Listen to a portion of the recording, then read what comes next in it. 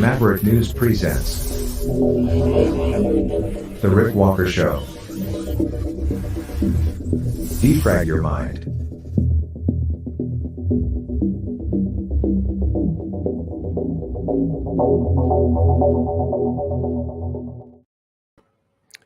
Good evening, Maverick family, new viewers from all over the world. Welcome back to the Maverick News channel. Great to have everyone back here for this special broadcast. And it's going to be stacked. We have so much to talk about and some special guests joining us this evening. First up, something sad to report. Journalist Gonzalo Lira has been reported deceased. It appears he died in a Ukrainian prison. I'll comment on that tonight. That's a story that we did follow from the very beginning. I've commented on it a few times since we saw him taken into custody by Ukraine. And since then, it has been strangely silent. I was very surprised that there wasn't more of an effort made by someone, somewhere, some organization, some government, one side or the other, somebody to do something to help him. Strange case. We'll follow up on that. The Canadian government, it doesn't look like Canada will be backing up South Africa's effort to have Israel held accountable on charges of genocide. And what else? Weather. Well, just over Christmas, everyone was complaining, saying that it was too warm, there wasn't enough snow, and even the climate change skeptics here began to chime in and say things seem to be kind of topsy-turvy. But here we are tonight, and in many parts of Canada, what do we have on our hands? Sub-zero temperatures and snow. Certainly that's the case here tonight, where many things are being canceled. People planning to go out on a Friday night, and note they're stuck at home because now we have the snow that everyone said they were missing over Christmas. Not me. And later in the show, very soon, actually, our special guests will be arriving. We have journalist Chris Dacey, and I would call him a new school journalist.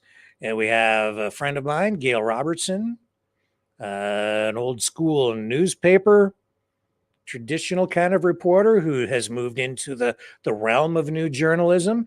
And we have former police officer Rob Stocki is supposed to join us as well to talk about the arrest of David Menzies from Rebel News. But not just that, we're going to talk about the broader issues of the new journalism and the evolving relationships between media, police, media and the public, police and the public trust in institutions, government influence over media, and everything that involves, and how technology, the internet, social media, how all of that is interacting and changing our cultural and media landscape. So all that and a whole lot more coming up right here on the Maverick News channel. Don't go away. We'll have more right after this. Feel the vibrations.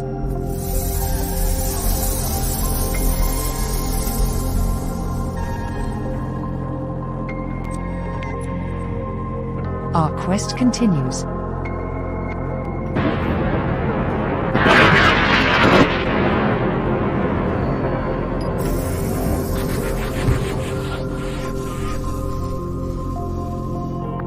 The truth is out there.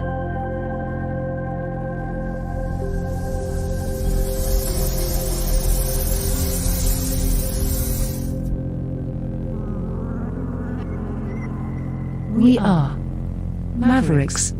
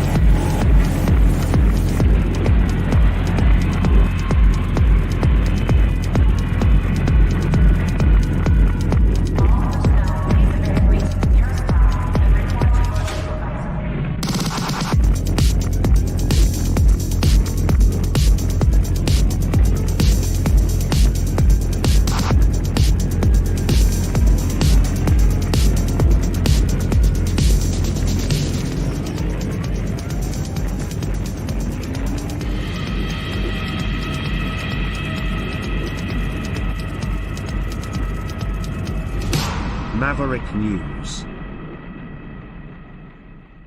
The world is watching. Gonzalo Lira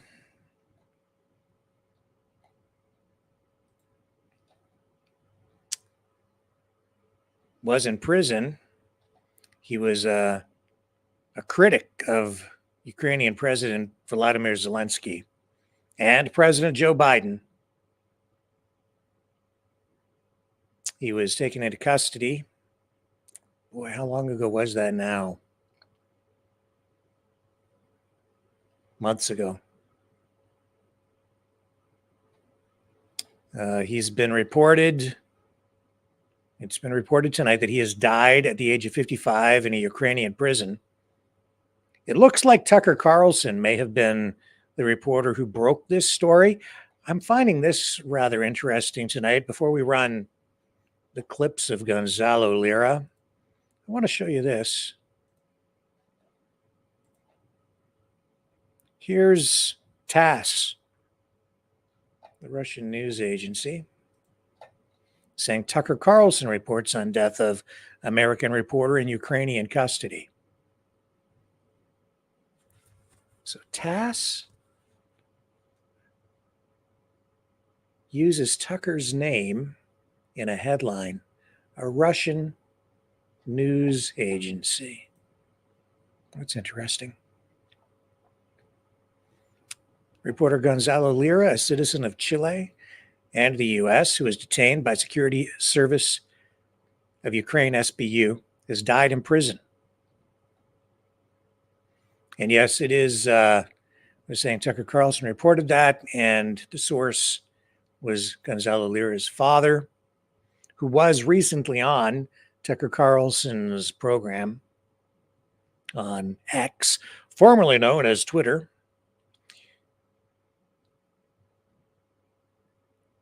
So I guess Tucker Carlson added that despite Lira's American citizenship, the U.S. administration, quote, clearly supported his imprisonment and torture. It has been a very strange situation. Some of what Gonzalo Lira did made no sense to me because he had been arrested previously, then released, didn't leave the country, continued with restrictions to publish work that was very critical of the Ukrainian government while in Ukraine and the Biden regime administration. And then they raided his apartment, arrested him again, let him go, if I'm getting the chronology correct. And then he tried to escape and went to the border. And just before he crossed the border, he went live on social media, and produced a long live video, which we ran on this channel.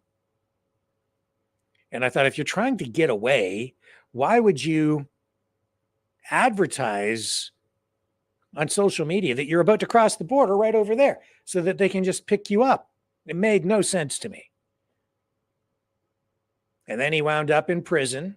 And he said in the video that if he was caught, he would probably die. And now his father is reporting that he is dead. Now, the other odd thing about Gonzalo Lira's case is it seemed like nobody cared. Nobody wanted him. There are other journalists in custody. There's an American journalist in custody in Russia. The United States has made some effort to have him freed, but nobody came to bat for Gonzalo Lira. Now, I can understand, I guess, why the United States didn't step up to help him, because he was so critical of the U.S. administration, but still had U.S. citizenship and still deserved the same consideration, honestly, in my view, as any other journalist or even citizen who is taken into custody by another government, a government, honestly, that is a puppet of the United States, but not a peep, nothing from the White House, nothing from Biden or the administration at all. And then you would think, well, if he's supporting the Russians, wouldn't they want him? Not a word. No support from the Russian side either. I found that perplexing.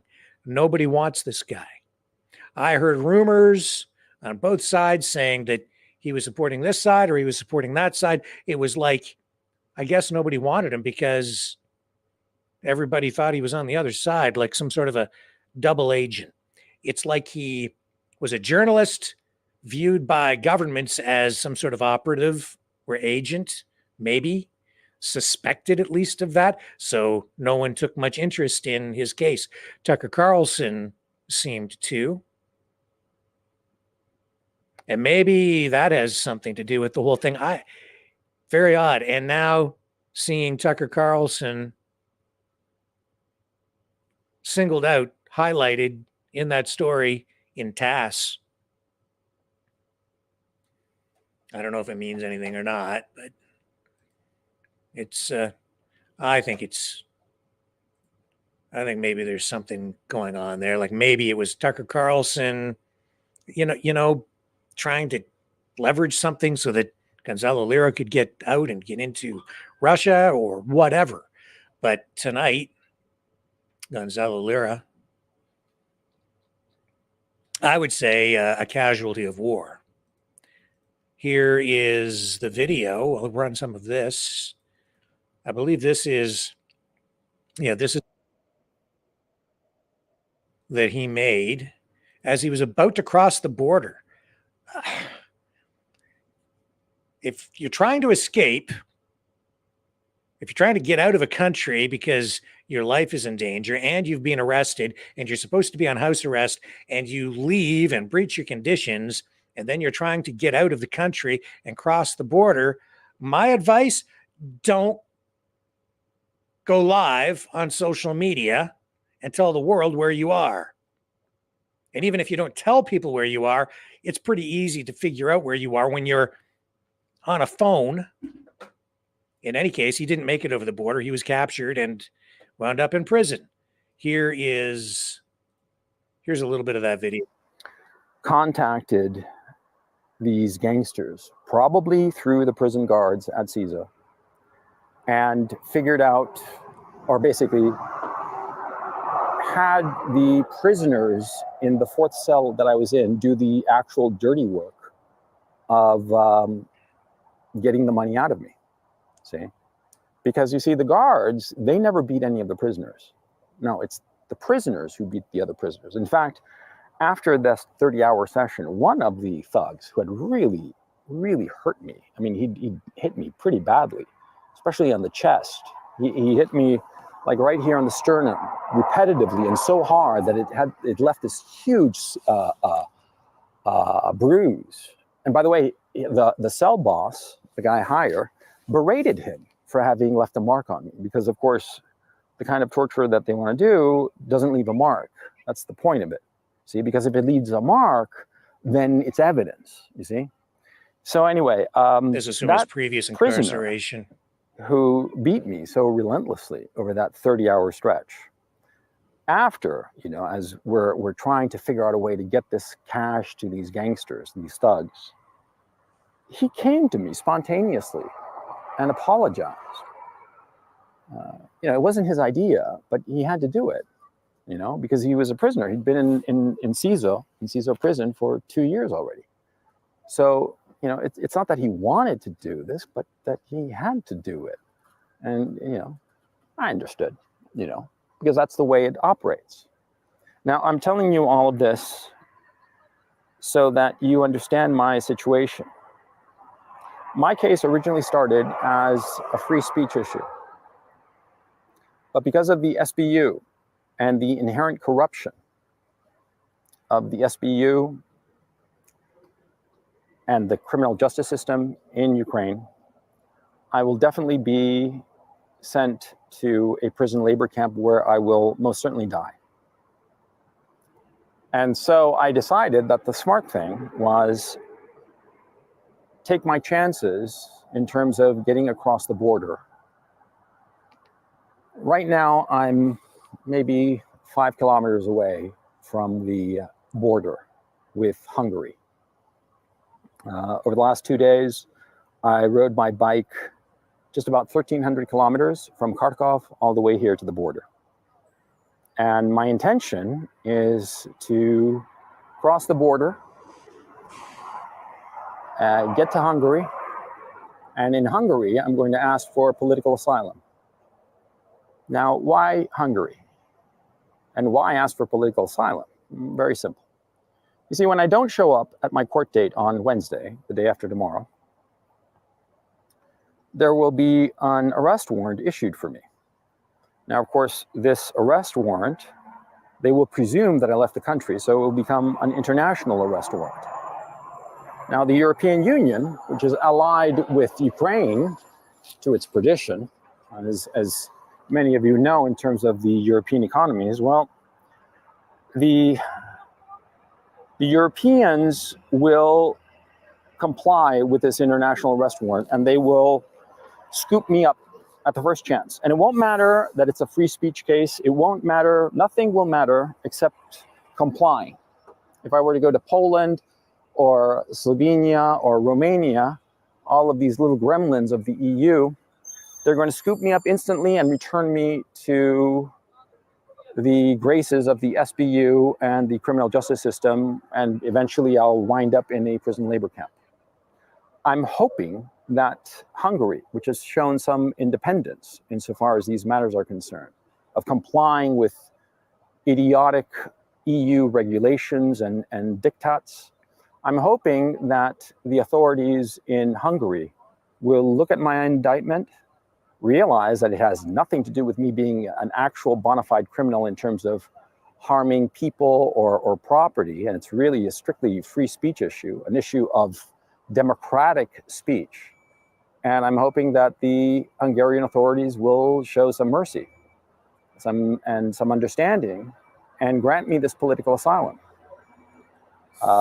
That's my hope. By the way, I don't know anybody in Hungary. I've been to Budapest, once for a long weekend. It was lovely, but I don't know anybody in Hungary. I don't have any relations with Hungarians of any sort. I dated a Hungarian girl once years ago, but other than that, I don't have any connection to Hungary. And so I'm really going to be throwing myself at their mercy, hoping that they will see through this bullshit and realize that it's grossly unfair and it is just despicable. That's the only word I can think of. And so, yeah, that's my situation. And so as this video goes live, at the time that it goes live, I'm going to be crossing the border. And I'm going to be hoping that my name doesn't appear on any system. and that I'll be allowed through. That's my hope. If my name is on some system, on some list that they have at the border, then I'll be arrested, and it will be effectively a death sentence. And so I'm posting this video so that people know what happened to me if I really disappear. I'm certainly scared, sure, but fear doesn't really help the situation now, does it? You have to be clear. You have to be clear, and you have to look at the options. And I've thought about this situation very, very carefully. And between the absolute certainty of going to a prison labor camp if I show up in court on Wednesday, and the slim chance that I might be able to cross the border, I'll take my chances. Some people might think that, oh, why don't you just sneak across some empty field or something like that? That's laughable, okay? But the obvious fact that, of course, if you sneak into Europe, across some field, right? Later they're going to ask you, well, how did you get into Europe? What's that all about? Where's your entry stamp? I mean, it causes all kinds of problems. I mean, I looked at the possibility, by the way. It's not as easy as you think. You think that it's just sneaking across some field. No, it's not, okay? First of all the access points between one country and the other are monitored, okay? And fairly easy. They just have motion detectors. And if anything moves, then the cameras go on and they know exactly what's going on, okay? So that's not an option. So that's the way it went down. And then, of course, he didn't make it. He wound up in Ukrainian jail. Now he's gone.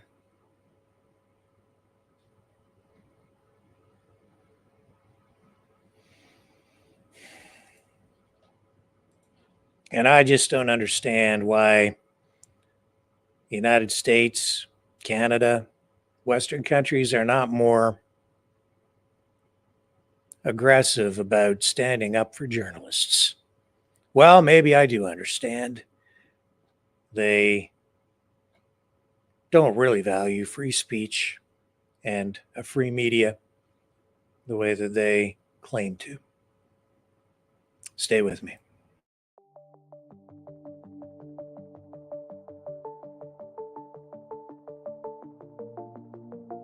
Greetings, brave Mavericks. Our quest for truth continues. We go beyond fake news. Together we expose propaganda. Together we pull others out of rabbit holes. We are maverick thinkers. We are all unique individuals. Defenders of individual rights and freedoms. Credible. Trusted. Grounded in reality. Maverick News. Defending free speech. Donate at freedomreporters.com. Do it now. Tomorrow may be too late. Maverick News. The world is watching.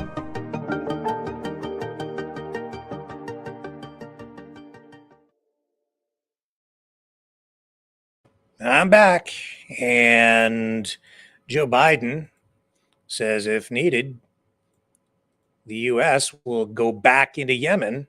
Last night we provided, as it happened, live coverage of the airstrikes into Yemen.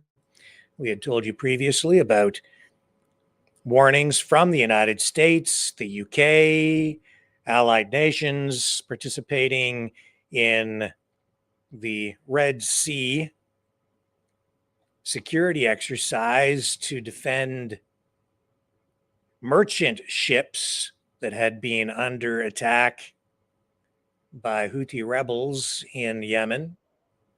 And that was pretty crazy last night. And today, things seem to be much calmer. As much as emotions were running high last night, things have settled down a lot today. A lot of concern that things were going to escalate, but it was a limited exchange. As I said last night, in no way did it rise to the level that we saw when the United States went into Iraq with the shock and awe campaign. It wasn't like that. It was much more targeted, although I'm seeing that as many as 60 different targets were hit. The Houthis are vowing to respond, and there was a lot of erroneous information that was coming out last night. This being one thing, you may recall I kept saying, I don't know if I'm going to report this. I don't know if I'm going to report this. And this came out. Jackson Hinkle reporting that a U.S. ship was hit by Yemen's Houthis in the Red Sea. And he went on, as did some others, to report that that ship had been destroyed, not just attacked, but destroyed. I didn't run that. As it turns out, that was not accurate. But many other people did pick up on that and then retracted that later. So there was a lot of information coming out that just wasn't true. We have to be, I find it's difficult to determine at this point what's true, what isn't, and stay on top of the facts, especially in a breaking news situation. And that story will continue to develop. As I said last night, I think that's just the beginning of more escalation, unfortunately. I hope I'm wrong. Also tonight, and that is an extension of what's been going on in Gaza, and tonight we're seeing that Canada is saying that it will not support the premise of South Africa's case against Israel on the charge of genocide. The Prime Minister, Justin Trudeau, says Canada won't be throwing its support behind South Africa in that regard. Some people are concerned that that may spark an additional backlash, more pushback from pro-Palestinian protesters. And last night we saw a raised security alert by the United States at military bases in Iraq and even around the world, and security officials in the U.S. from Homeland Security saying that there is a heightened risk now of terrorist attacks within the United States because of that last night. And now because of this, people are worried that Canada may see more unrest here at home. Well, all that being said, all this kind of ties into the way media works today. Let me take a quick break. And when we come back, our guests will join us to discuss the arrest of David Menzies, that Rebel News reporter who was cuffed by that RCMP officer who was there to protect Canada's deputy prime minister. But, well, we'll have a discussion on whether that officer maybe went a little bit too far or not. Depends on your point of view. We'll be right back after this.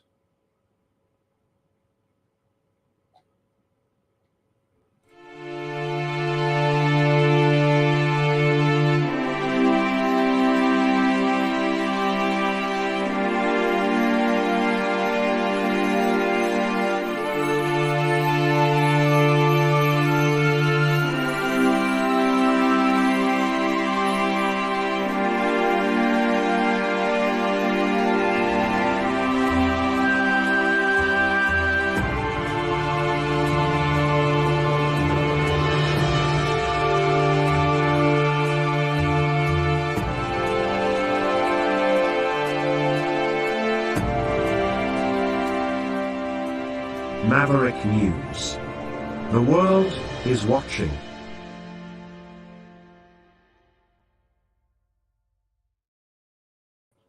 All right, let's bring in our all-star panel.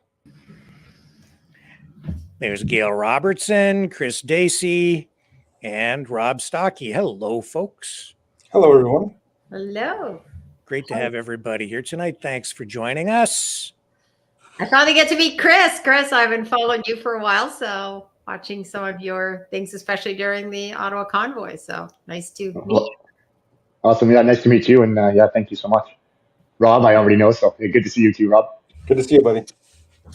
Yeah, so maybe we'll just go around the horn and I'll get you guys to just introduce yourselves so that all of our viewers know who you are. And we'll start with Gail. Okay. Well, my name is Gail Robertson, and I am a recovering journalist. I am now have my own business, Gail Now. I have a show called Curious Minds, and I work as a public relations strategist, mostly in manufacturing, but I have an interest in many different areas. And as a recovering journalist, I'm fascinated by all things related to media and politics. And Chris, over to you. Yeah, so I'm Chris Dacey. I guess still am a carpenter, but previous life was a carpenter. Since right around the time of the Freedom Convoy in 2022, I lived in Ottawa, so I started filming, and I guess I'm kind of turning into a journalist, you might say. I don't know exactly what to call myself yet, but I've really been diving into this, and I'm kind of starting to find my lane now. So I think I'm going to keep going down this journalistic path, whatever that may take me. Yeah, well, I would call you a journalist. I think you're a sort of a new school journalist practicing a new form of journalism. And Rob, you have a background in policing. Why don't you tell folks who you are? Sure. My name is Rob Stocki. I'm a retired policeman. I'm also a politician. I ran for the New Blue Party, and I'm a serial business entrepreneur. So I do a lot of things, but very interested in what's happening today. I think probably the most important thing that I've ever done is, and I continue to do, is be a historian, studying politics, studying history, studying economics, and where we are today. So thanks for having me on your show. No, my privilege. Thank you. And we're here, the thing that brought us all together was this arrest of Rebel News reporter David Menzies, who was cuffed by an RCMP officer who was there to protect Deputy Prime Minister Chrystia Freeland. Let's just set this up, I guess, first of all, so people can see exactly what happened. And for anybody who has been under a rock and isn't aware, at least we'll run the video first and then we'll have the discussion. Freeland, how come the IRGC is not a terrorist group? Why is your government supporting Islamo-nationalism? What? Excuse me. What are you doing? You're under arrest for assault.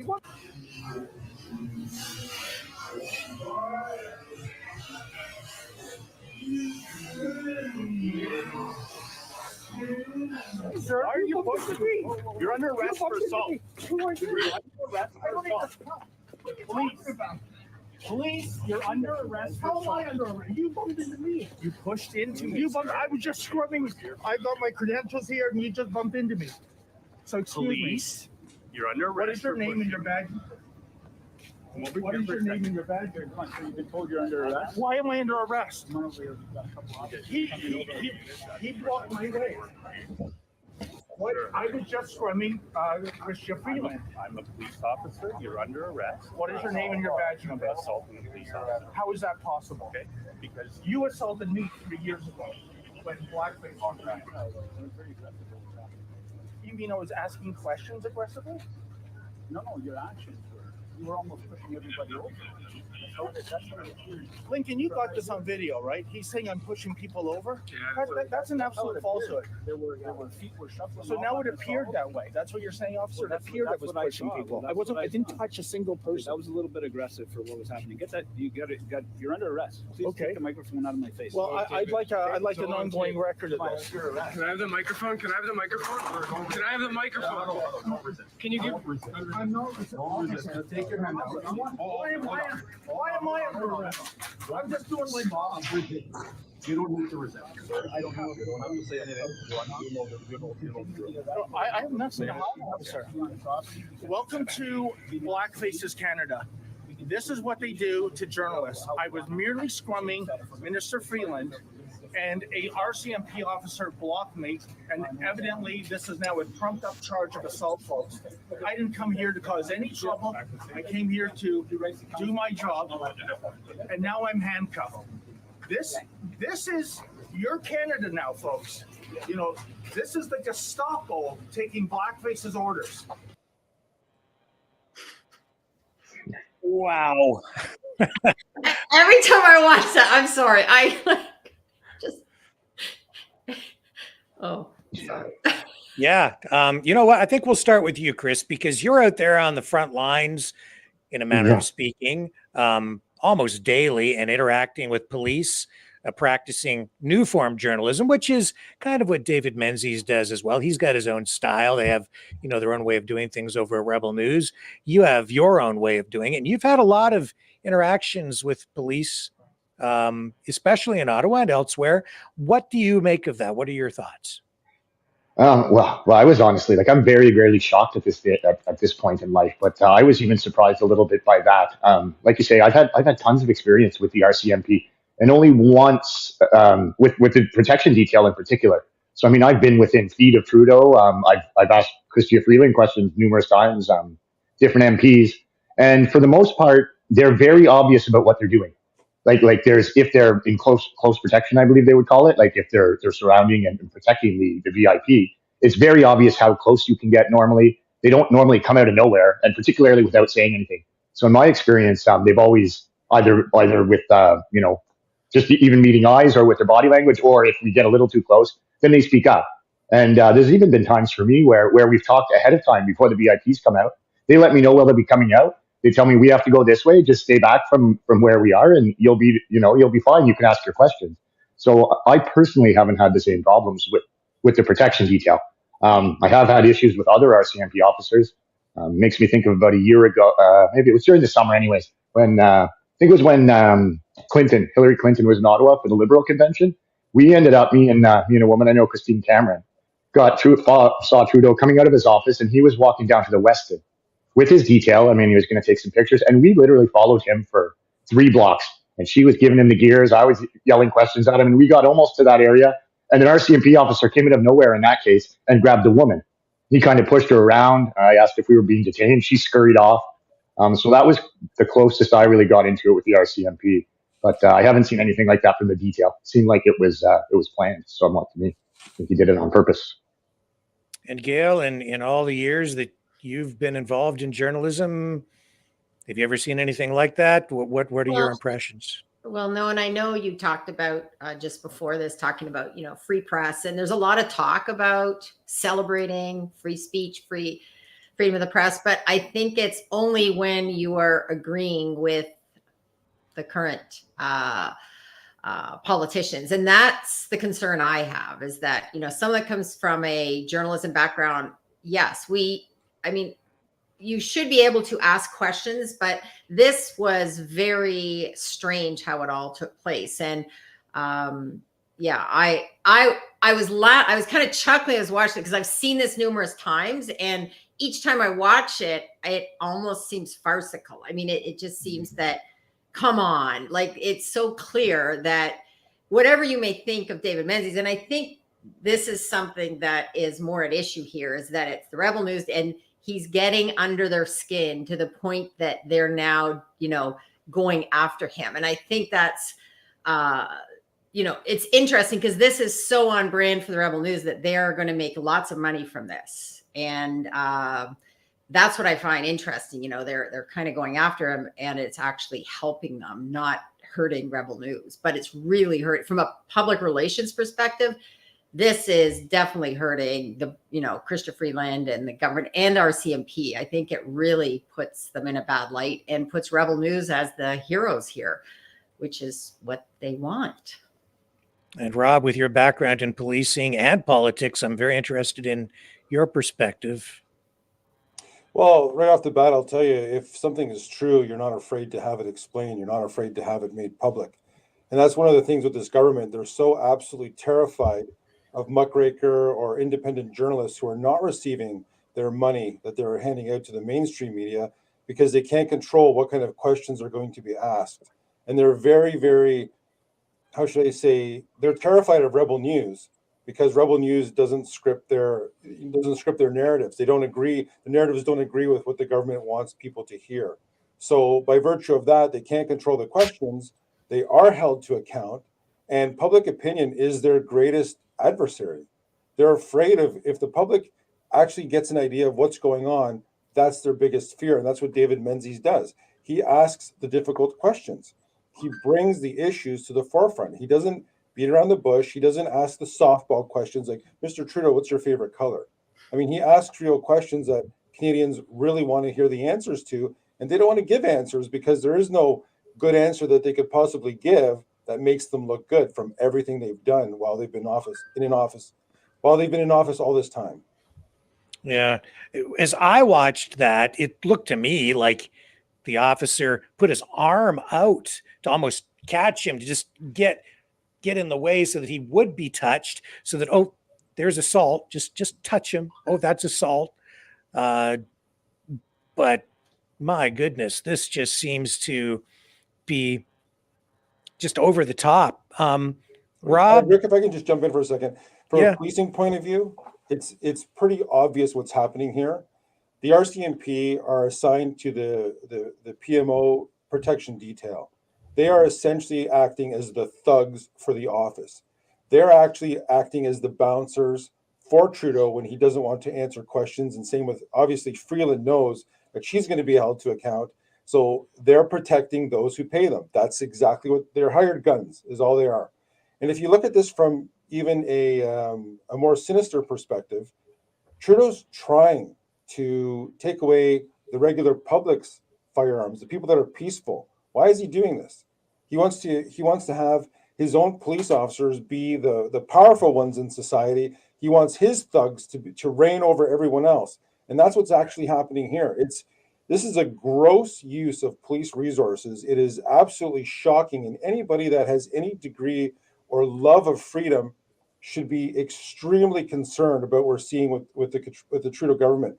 One step further, I don't know if you've talked about this on your show. Everybody here knows this, but it's worth being said.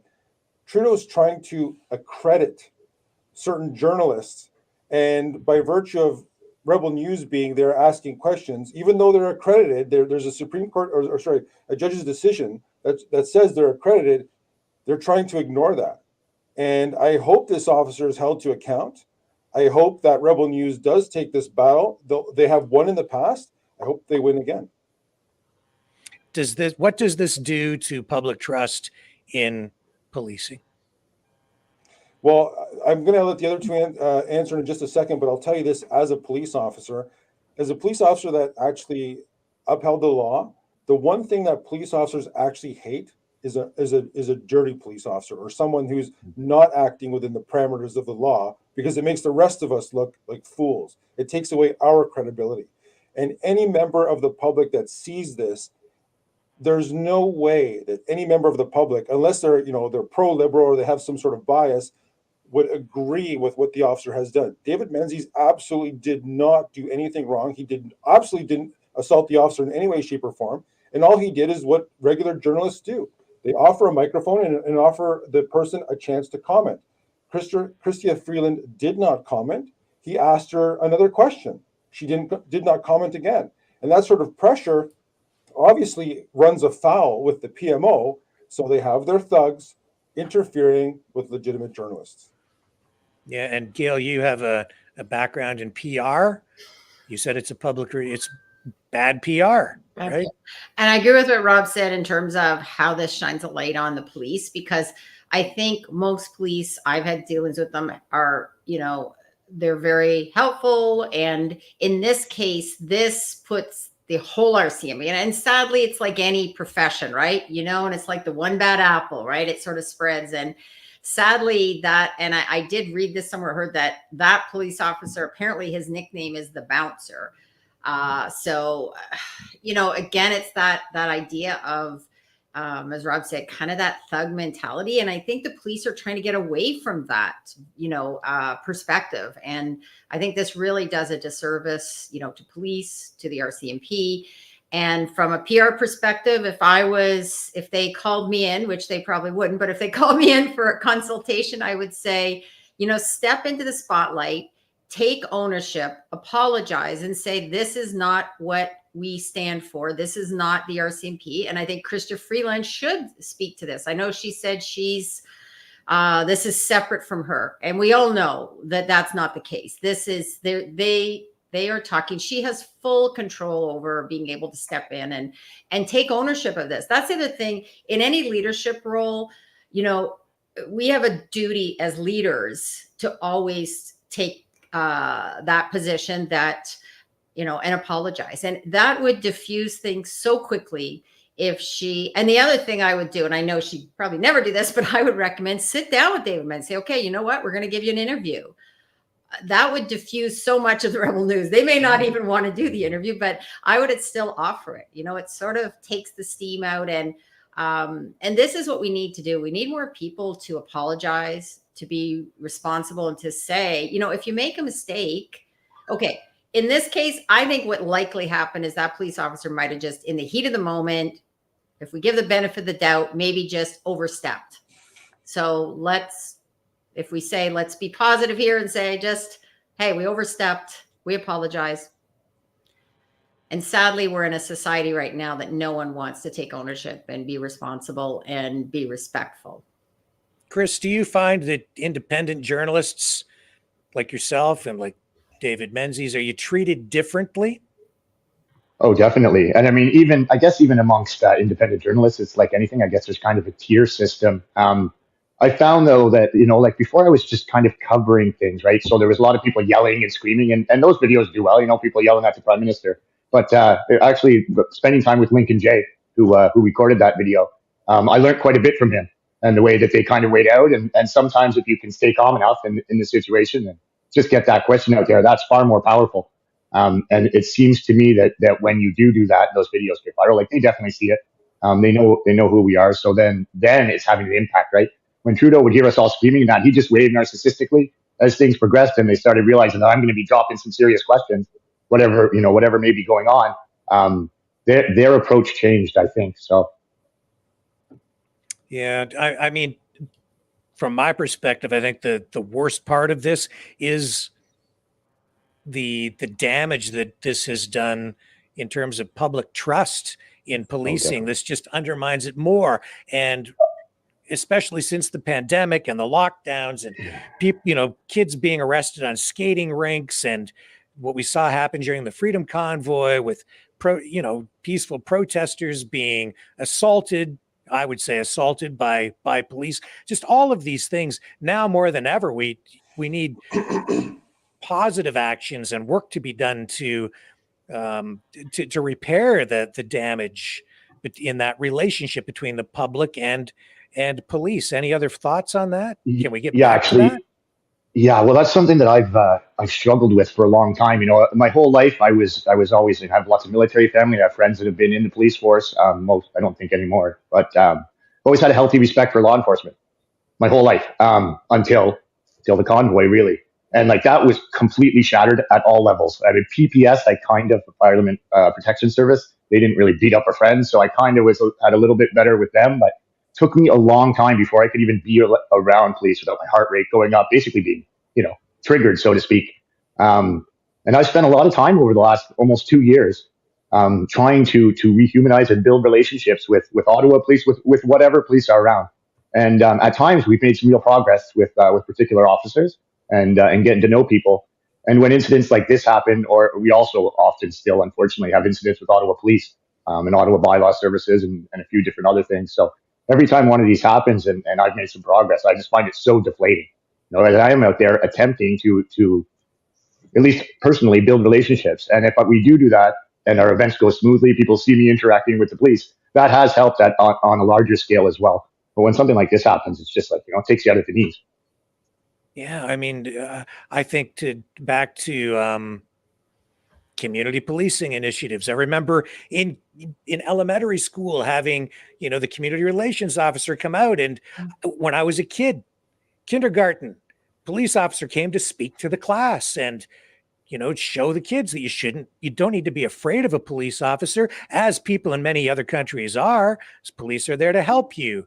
It's very simple stuff. And yet here it is. It's just, that is shattered. And Rob, how did we get here? You bring up a good point, Rick. When I was a young policeman, I started in 1997. And one of the first volunteer jobs I had was being the community resource officer for immigrant and visible minority women against abuse. It's an organization.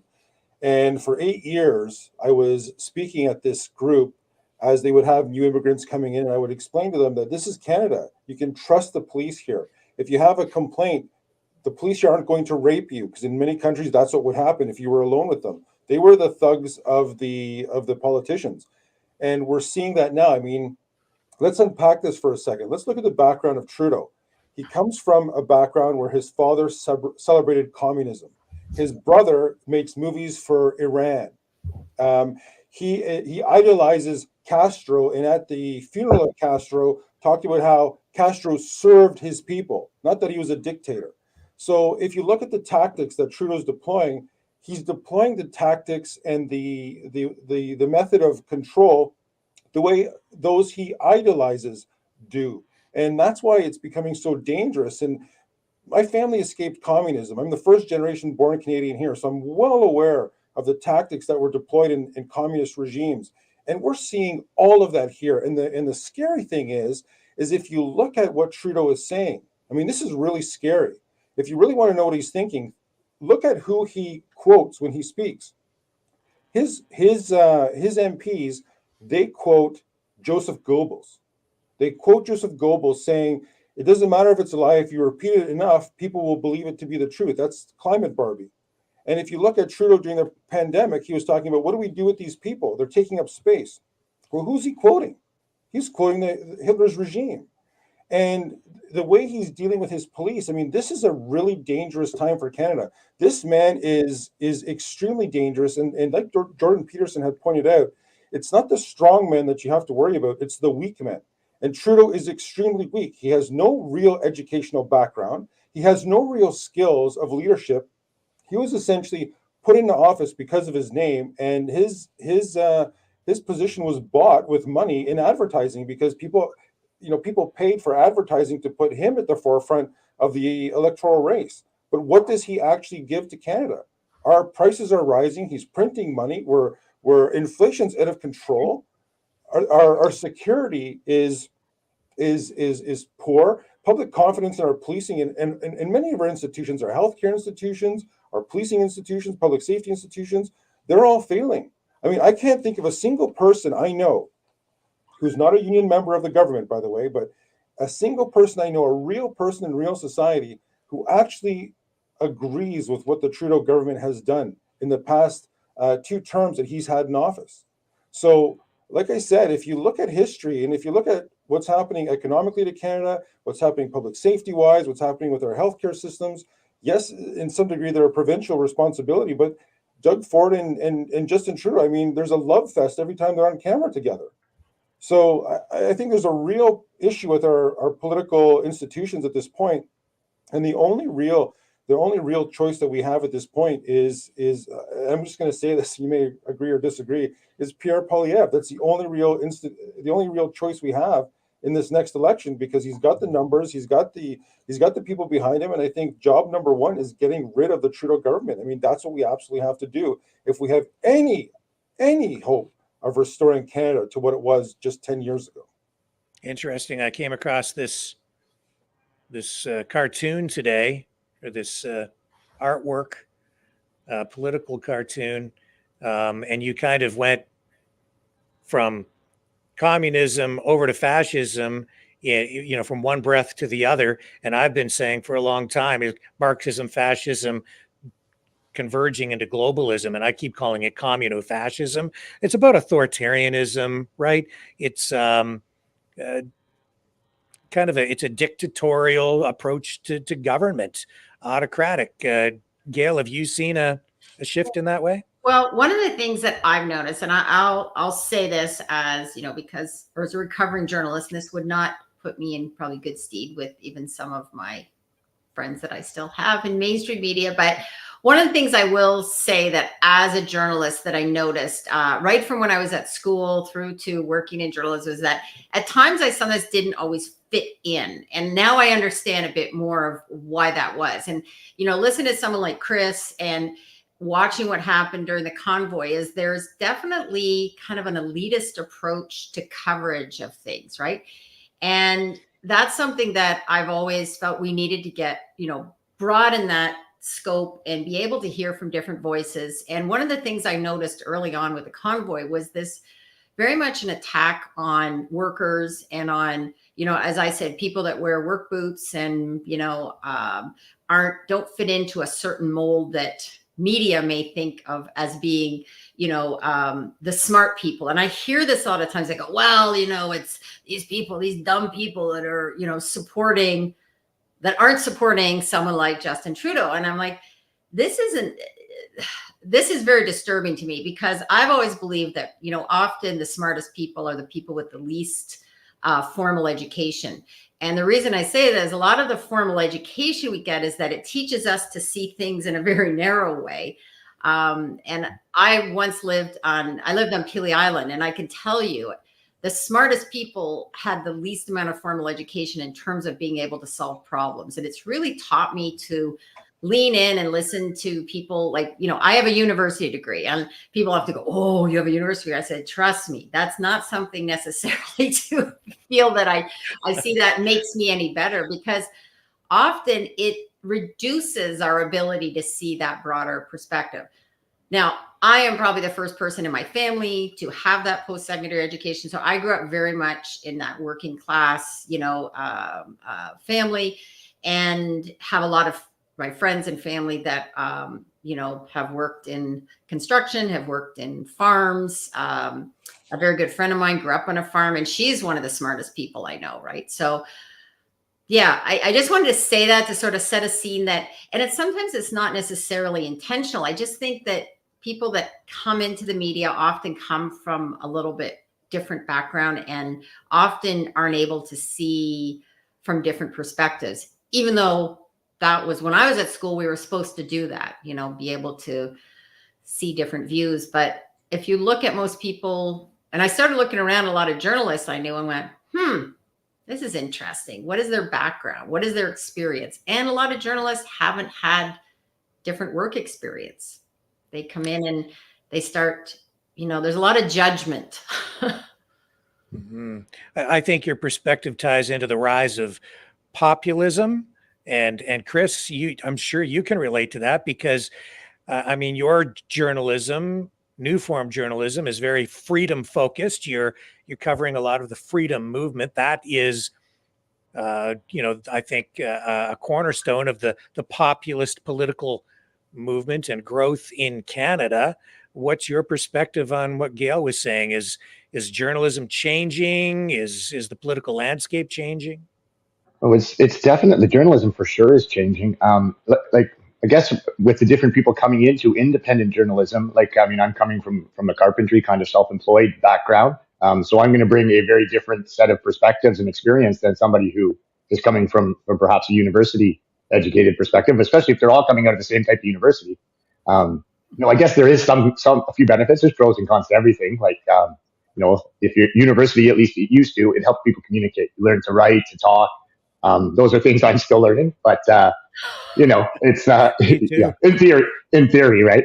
But yeah, definitely bringing people in from various fields before, then you're going to get a lot more perspective. And I think that the more actual, that's the diversity we want, right? Diversity of opinion, and the natural kind, not a forced kind.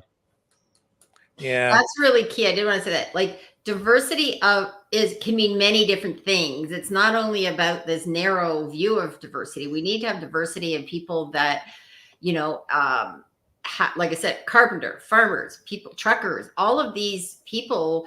When people were commenting about truckers not being smart, I'm like, what do you think? They're in their trucks all these times. What do you think they're doing? They're often listening, learning. I listened to quite a bit to someone like Chris Barber, became really fascinated by, his knowledge and also his growth, in that, he even says he's not the same person he was many years ago, his views on many things. And I respect people that can step up and say, I've learned a lot. I've changed how I see the world. I've changed how I see the world from over the years. I've had experience as a reporter, experience as a union leader, experience as a manager, experience as an entrepreneur. I ran a bed and breakfast. I've seen many different things, and my views on the world allow me to now say what I'm saying because I've had a diversity of experiences as well.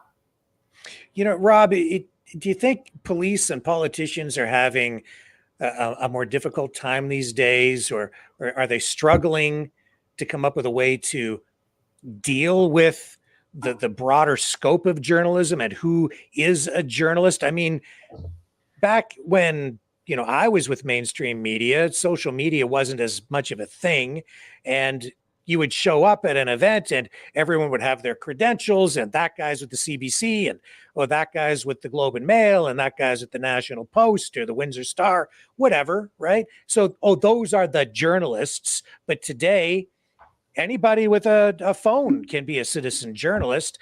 There's no license that someone has to have to be a journalist. When they talk about credentials, all a credential is it's permission to enter into a private property or a building where an event is taking place, where you've then been given permission to enter and participate to cover a privately run event. But out on the street, anybody can practice journalism. Have police and politicians been able to wrap their heads around this, or do you think they're struggling with it? Well, I think this is a two-headed dragon. The first one is the police. I don't think the police really care. I think, the police are much like us. They want to know the truth. They want to know what's going on. Aside from what we've just seen with Chrystia Freeland and the RCMP involvement, I mean, I know how the dynamics worked. One officer made a call. The other officers may or may not have seen it. They may be thinking, maybe he saw something I didn't, so I'm going to back him up at this point. Mm-hmm. That's how they're all thinking at this point. Mm-hmm. But when it comes to the actual politicians, they're the ones that are scared with independent media because they have no method of control. And especially when it comes to social media, I mean, look at what Chris is doing. He is at many of these events. He's giving an unvarnished perspective. I mean, when you watch Christopher's stuff, you feel like you're there. You feel like you're watching it. And no matter what happens, like think about regular journalism. If a journalist in a mainstream media journalist organization does something or says something or offends the person they're interviewing, they're done. They can be replaced with somebody else. So they have a very tight grip on them for what questions they can ask and what's going to be shown. Things are edited. We've seen how the media has protected Trudeau for so long. So many of his gaffes and scandals receive zero attention, whereas independent journalists don't have those yokes on them. They are. It is really the Wild West, and it's the independent journalists themselves that are either gaining or losing credibility in the public eye. And I think for a large degree, what has happened is many of these independent journalists are actually more credible than the mainstream media because they are showing you the unvarnished truth live as it happens, asking questions that most people want to know the answers to. And the mainstream media organizations aren't doing that. I mean, you look at how many people the mainstream media organizations are laying off constantly. There's a real churn there because there just isn't a lot of freedom to report and a lot of freedom of expression. And how many times have we seen the reporting from other news outlets like True North and Rebel News and all these outlets where people are actually starting and Keen Bext, people are actually paying for that media. And if you look at what's actually happening with that paid media, you're forced to get Global on your cable subscription. You're forced to get CTV and you're forced to get CP24. You can't cancel them. You can only block them. But it's much more difficult to get Fox News or, you don't see Rebel News have their own channel. Why is that? This is what people want. Well, the reason is very simple. The politicians want to control the narrative. They want to control the message. And independent journalism doesn't allow them to do that. And that's why I think more and more people are signing on and thinking, hey, you know what? I'm going to watch Epic Times. I'm going to watch True North News because I'm actually getting a perspective that I'm not getting on all those other channels, which all carry the exact same narrative. I don't even know why they're different channels. Interesting that you touch on that, because before, the reason we have Rebel News is because before there was Rebel News, there was Sun TV, and they were not given full carriage on cable systems, so it wasn't financially viable, and we wound up with this independent media organization over here, which is still a thorn in the side of the government, and rightly so. And in that way, they're doing a good job. And Chris, What do you think of all that? Do you have any comments? Actually, just touching on one thing that you said about the interaction with the police, Rob. So, like in my experience, it seems that once one officer makes a decision, like everybody just goes with that decision right away. Is that normally what happens? So, like if your partner say decided, okay, I'm arresting this guy, at that point, everybody around goes with that, and then they figure it out later, type of thing. I'm just curious about that. There is in all the years I've been a police officer, there's only been one time that I remember where some officer did something that was just so way out in whatever field that other people were like, no, that's not how this is going to go down. And that officer, I mean, there was a big conversation about that afterwards. That officer was completely out of line for what that officer had done.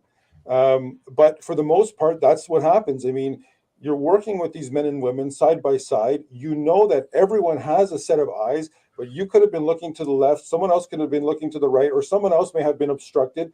This officer saw something that you may or may not have seen. I can tell you when I operated, the credibility of the people I worked with was a huge factor. There were people that, if they said, this is what we're going to do, I'd be like, just a moment. Let's talk about this. Let's talk this through. And other people, if they said, arrest that guy, for what? And they tell me, it would be done because I know they saw something. I'd be there to assist, whatever. And the same thing with myself. If I said to somebody, we need to get that guy or arrest that guy, it would be done because the credibility is there. But you also know that in policing, if you are acting on the word of someone who's not credible, you could be putting yourself into trouble. That's why credibility is so important. So for the most part, to answer your question, yes, I would say if one officer makes an action, the other officers will be there to back them up. And then it's up to that officer who initiated the action to justify what they had done. And it only takes one time. It only takes one time for them to screw up or to put you in a position where you shouldn't have been in that position, and then nobody's going to follow their lead anymore. So, Yeah, I find that quite interesting. So something I've noticed happening in Ottawa quite a bit is, this is kind of, I think, maybe how the government or the powers that be are trying to figure out how to deal with the likes of us and with protesters. But there seems to be top-down orders coming, which I guess that's always the way they come. But they'll often use either by law enforcement or one or two sets of officers that will come in. And generally, they'll do something like they often come after me trying to kind of rile me up, right? Because if I react, then suddenly they have me on something, right? They'll come in and they'll go after somebody for a megaphone or often a woman or an elderly man or a veteran. They start antagonizing people. One or two officers. I'm not saying this is most people. It's generally a very small group. And I mean, we know who they are at this point. But they'll come in and initiate some sort of contact, try to get everyone all riled up, and then escalate that into all sorts of other things. And before long, somebody's hands on and everything's over with. So it's that's a really strange thing for me to see. The other thing that's happening in Ottawa is that when these interactions happen, so whether it's by law or OPS, if there's any kind of charge or things escalate to a charge, the people that get charged not only take the charge when they get charged. Often what they'll actually do is put you in a car, drive you X number of blocks away to some random area and release you with no charges. But by the time they do that, everything's over with and they've removed the problem, so to speak, with no paper trail either in that case. When they do charge you, however, they're tacking on these 500-meter or area restriction bans to everybody. So that's something I've never seen in my life. We have crime all over the city. I've never heard of one instance anywhere else where somebody catches a charge, but also gets banned, say, for 500 meters from some random intersection or for. So that's basically what they're doing is weaponizing these systems to take away our ability to either cover, like to do journalism or to lawfully protest. It is. They're absolutely weaponizing our justice system, and the consequence of that is public confidence in our systems is now starting to wane because they are playing these games. And when I was in policing, there was a lot of credibility. If a police officer said something or laid a charge, there was a lot of credibility in that charge, and it was really an uphill battle for the accused in some cases to kind of to move through the charges, because there was a lot of credibility. I'm not saying everybody obviously is found guilty, but there, for the most part, back then, compared to today, there was a lot more credibility back then. Now there's, especially with the RCMP coming in with the horses during the convoy and the way that the peaceful protesters were dispersed, how they weaponized bouncy castles, saying that they're that the truckers are looking to start a revolution. I mean, it was just ridiculous.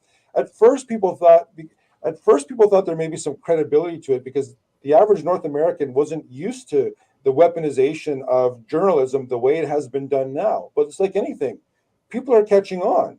And this is why they're moving away from mainstream media, because they know it's propaganda. And the same thing with the credibility of police.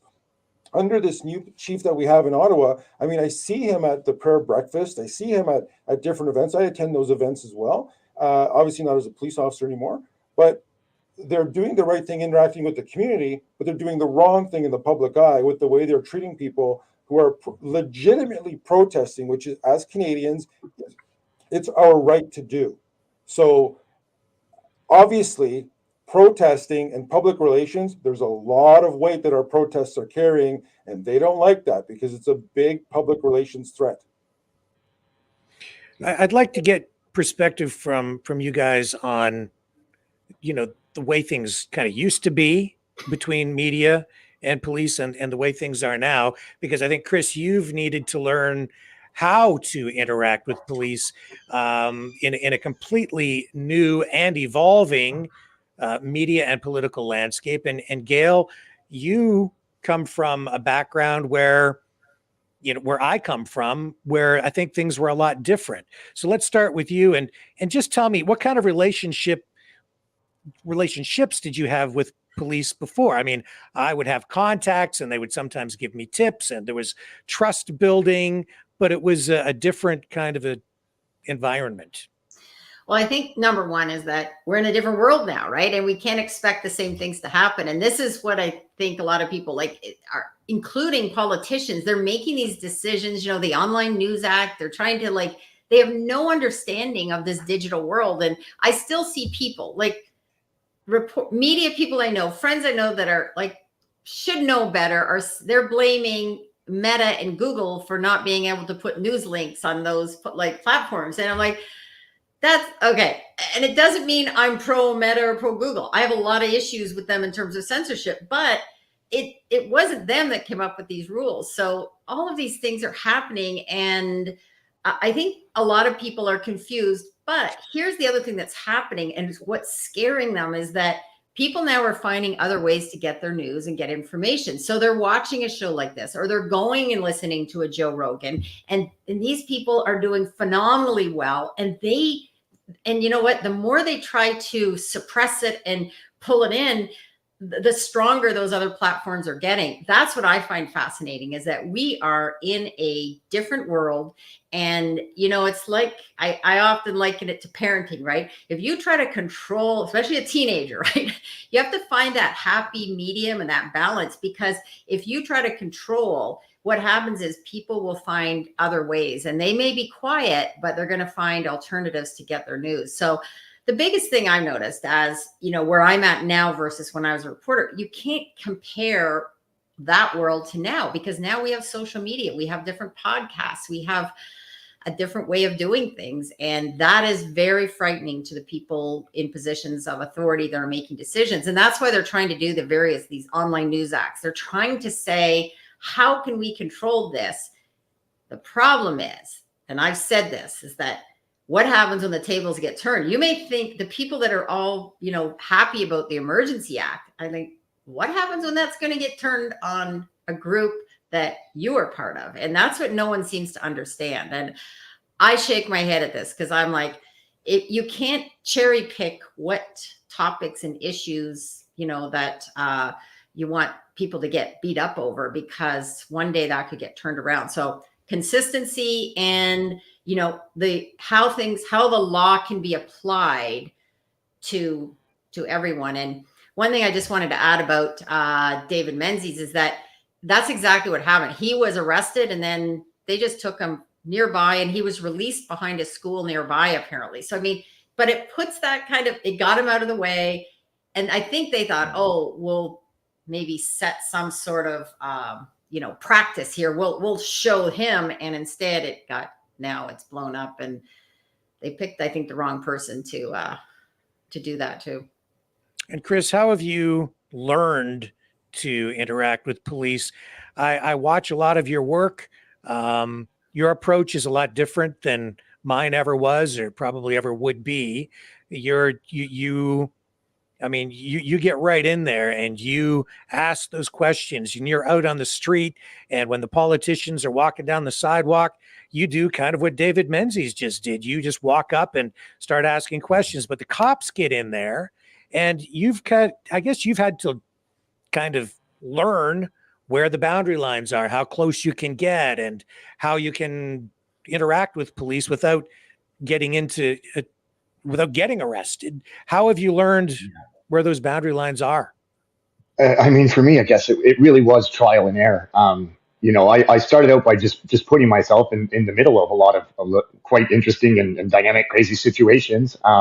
And I've been in some pretty big crowds with a lot of police. I've had Toronto police sources come and bump into us and surround us. I've had Ottawa public order units, pushing us around. There's times where I've been thrown in the street, thrown on police cars. It was really, really chaotic at first. As I did more of this, it started just naturally. You start to see how they're behaving and where the lines are. You start to know who they'll protect and who they won't. And as things went farther, there were certain officers, particularly liaisons at first, that I started building relationships with. And over time, I've actually built some half decent, at least working relationships with quite a few officers, some of which have given me some good advice, helped me learn some law, things to do and not to do. And, one of them saved me when that RCMP officer came out at me and Christine. And not only would he not say if we were detained or not, I thought we were okay, but he came in my face, like got right in my face. And he was threatening to charge me with, I think, disturbing the peace. And if I wouldn't leave, obstruct. And just thankfully, from a conversation I had earlier that week with an officer and a bylaw officer, they explained to me that they can't be the disturbed in a disturbed call. So if that RCMP officer thinks, I'm disturbing the peace, he can't be the one that thinks that. I mean, he can think it, but that can't be the basis. And I told him that, told his partner that, and they actually kind of disengaged and got in their cars. So, I mean, it's a tricky thing to navigate. It's hard for me. So I spent quite a bit of time working with the liaisons and trying to work in good faith, trying to keep these things as on the rails as possible. I've also had, unfortunately, times where I don't want to get into too many details, where I feel pretty betrayed by some of these people as well. So, there may be people that are trying to do like me and work in good faith. And there's times where stuff happens that's probably not their call or that they don't have control over but it ends up having an effect. I'm trying to work and we're trying to do stuff. And then you have some officers come in and grab a guy or tase an old man in the street or various things. And sometimes that really undoes some of the work we're trying to do. Yeah. Any thoughts from you, Rob? Well, I think when I was in policing, the biggest strength police officers had, or policing in general as an institution had, was that it was impartial. It was service to the public without passion or prejudice, just to the letter of the law. And what we're seeing now is police using the law is a method to bully and to protect politicians who don't want to answer questions. And I think it's a failure to the average member of the public. It's a failure of both institutions, both the political institution and the policing institution. And the sad part is there's a lot of rank and file officers who are actually really, really good officers, but the behavior of a small contingent and the leadership is really putting that confidence of the public in jeopardy, and that's a huge disservice both to the public and to the police officers who are genuinely good officers who are trying to do the right thing. The other day I was in the Detective Helen Groot trial. The past couple of days, 2 days ago, I was there, and so many of my friends who are officers, they all tell me the same thing. Rob, you got out at a good time. It is hell now. It is not what it was. And I know that because it's a consistent and constant message that I'm hearing from all of my former colleagues. So I think that, like I said, the root of all this is politics. The current prime minister and his MPs, the government has to be changed. There's not going to be any difference. There's not going to be any improvement until Justin Trudeau is out of office. That's the only way things are going to improve. And I'm really hoping that the next administration or the next government holds this prime minister to account. I think there's a lot of corruption. I think there's treason that there's many acts of treason that we can point to, whether it's the forced jabs on a population that we're seeing that are hurting people now. I mean, I mean, I don't have the list in front of me, but there's just so many. Even the WEF. This is a foreign entity that is influencing the government, not working for the benefits of Canadians. That's extremely dangerous. That's a form of treason. That's another form of treason. So I really would like this prime minister to have his day in court and answer to the charges, because something's got to be done. Well, he has described Canada as the world's first post-nation state, right? So his allegiance doesn't appear to be nationalistic in any sense. It's globalistic. Is policing, I guess in your view, it is politicized? Will police shift their mindset simply with a change of government? Well, you know what? I'm just gonna, before I answer that question, I'm gonna answer a question that you didn't even ask yet. One of the difference, I hear this question a lot, and I hear the public asking, why don't the police do something? Why doesn't some officer arrest him and do something? And I hear this so often, and I think there's a real misunderstanding on how I'm going to call it the justice system, but it's more of a legal system, and how it works. And essentially, even if a police officer lays a charge, it's up to the Crown attorney to push that charge through the courts. And the Crown can withdraw any charge at any time before any judge. And we know that many of these Crown attorneys and judges, they're political appointees. So if they're appointed by a government that's corrupt, do you really think that they're going to go against a government that has appointed them? It's very unlikely. And we've seen that happen with many of these charges that were laid during the convoy.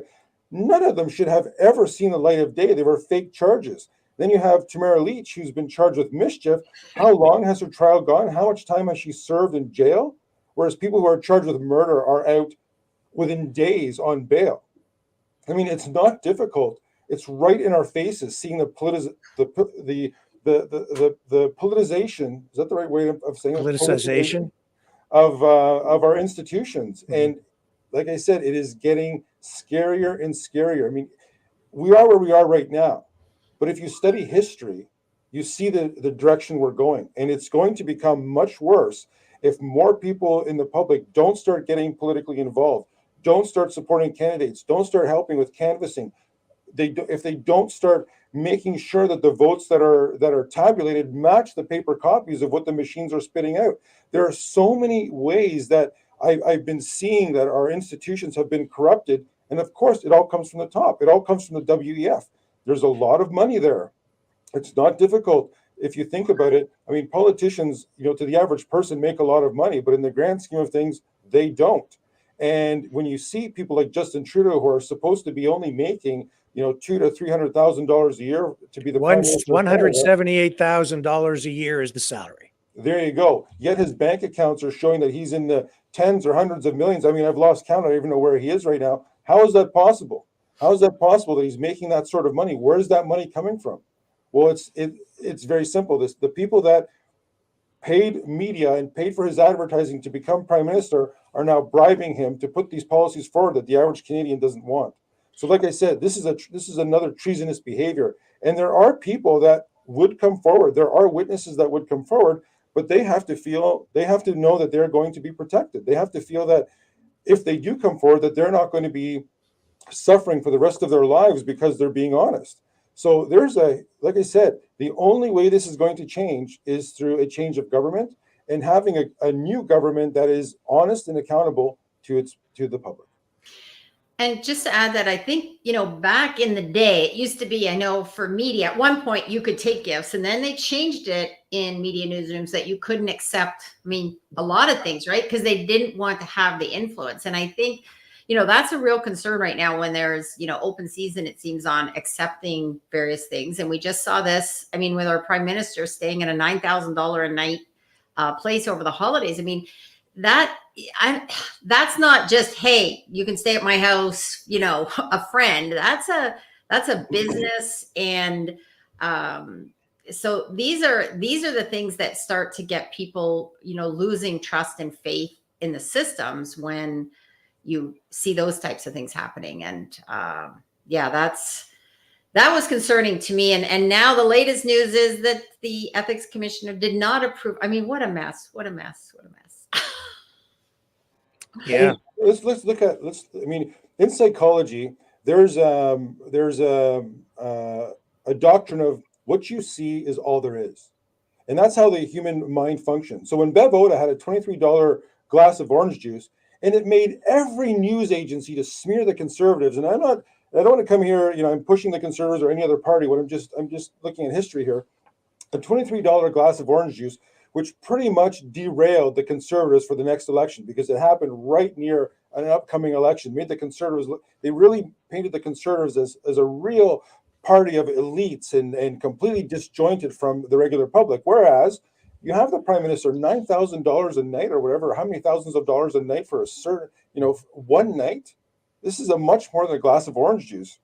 And the hundreds of thousands that are spent on alcohol for his trips just in the plane alone. And then you have, if you watch different media when his plane was in India and it was grounded, you listen to that, you listen to our prime minister and the Canadian media talking about, oh, it's a technical problem with the plane. But you look at Indian news and it's because they found drugs on the plane. The drug sniffing dogs had reasonable grounds to believe that there's drugs on the plane. That's why the plane was being held. And I know who I believe when it comes to these reports. So, like I said, the government we have right now is not a democratic government. It's a tyrannical government. It was democratically put into office, but essentially it's a tyrannical government. And every time you look at a communist government, that's how they get into power. They're voted in and they don't leave. So we really need to, as a public, if we're genuinely upset about what's going on, we absolutely have to get politically involved. And for a lot of people, it's a bit of a jump. It's sad, but democracy fails when people don't participate, and so that's why it's so critical. Is it your view then, Rob, that the Trudeau government is using lawfare and creative legislation and other tools like that in inappropriate ways in order to manipulate public opinion, coerce people in ways that maybe they're not even aware of in order to just retain power so that they can get around democracy in ways that are not maybe obvious to the public? It's not my suspicion. I'm confident in that.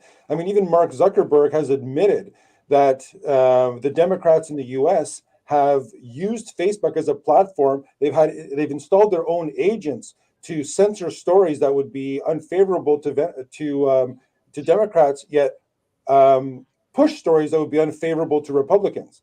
So there is certainly a manipulation of media, and even getting into media. I'm sure Gail will be able to comment on this, but if you want to get into media, they make sure before you get in that you are of the liberal mindset, and I'm talking about capital L liberal, not small L liberal. They want to make sure that you're going to toe the line, that you actually agree with the things that they're doing and what's being said. We're very in the work that I do, I know that there are a lot of journalists that don't think that way. It's nice that we have journalists on the inside that are not going to be towing the line. We do have other people in other institutions that are not towing the line. They're just waiting for the right opportunity.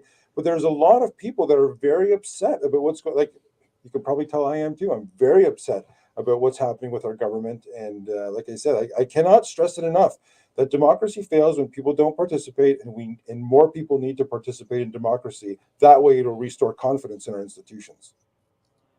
Gail? Yeah, well, and I think at one point it was more about the ownership of the media that directed sort of some of the content. And I would say in more recent years, it seems to be more about the funding, right? Because now we have, and this is again, this shift, we've gone from where, mainstream media was seen, they used to make money and then all of a sudden things went off the rails because of digital and social media. So now the direction is given more from a government perspective. And what's interesting is, we talked about Tamara Lich and Chris Barber, and, I've been following this since, and I started following it really on TikTok, interestingly enough, when I started watching what was happening in the movement across Canada. And I thought, wow, I was fascinated by watching some, not in mainstream media, but in, social media. And then when it got to Ottawa, all of a sudden there was lots of mainstream coverage, but it seemed to not really represent what people who were, I call it boots on the ground, were seeing. Because I talked to a lot of people that went there, and that's where they lost a lot of media because they were going and seeing firsthand, and then they'd see what was in the media and going, that doesn't compute. So what's interesting now is the lack of mainstream coverage of the Tamara Lich and Chris Barber trial, because you would think in all that media coverage, now they'd want to follow it through. And that's the disconnect, right? And that's someone like myself, that's what I question. I go, why did that get dropped all of a sudden? Because we now have people on mischief charges being dragged through this long, onerous system process. And yet there's other people getting out. Like, to me, that's why people have lost faith in media. They've lost faith in the justice system, in police. Like, there's trust is eroded on so many levels.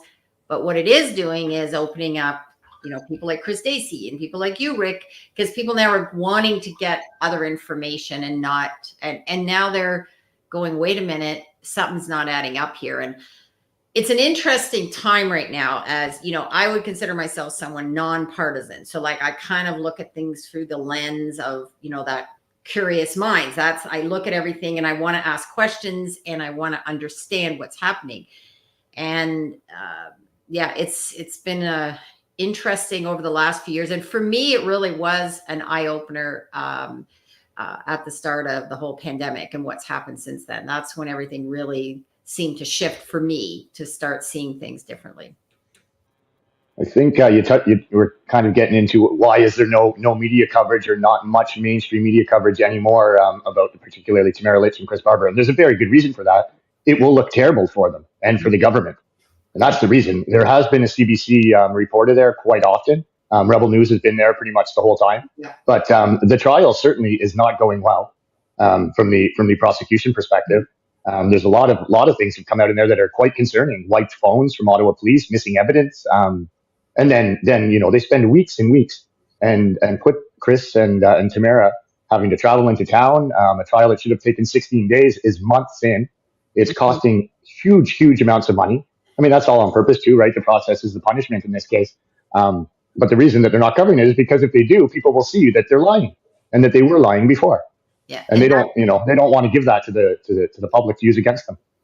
And that's why I ask, why is it not being covered? That's exactly, Chris. I mean, and I come at it from like, well, why is it not being covered, and why are they not asking all those questions? Because I agree. I think it's very, very disturbing, the wiped phones. Like, and to me as a journalist, like, how come that is not being attacked with like a lot of attention should be given to this? Like, there's a lot of things, because I have been following that, and it's very, very disturbing for with the lack of coverage and the lack of questioning of that whole trial process. And then there's the whole Coots issue out in that's another one too, that there are people being held without bail. And it's, as a Canadian, that is what is very, very upsetting to me. And it gives me great. It is quite terrifying, the weaponization of these systems. And I've seen it, there's some that are high profile cases like Chris and Tamara,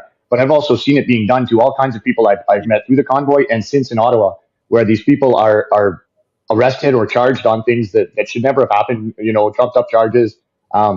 They're generally put through the ringer, and often the day before trial or right to the end, they'll bankrupt them, they'll stress them out terribly, and right at the last second, they'll withdraw the charges, right?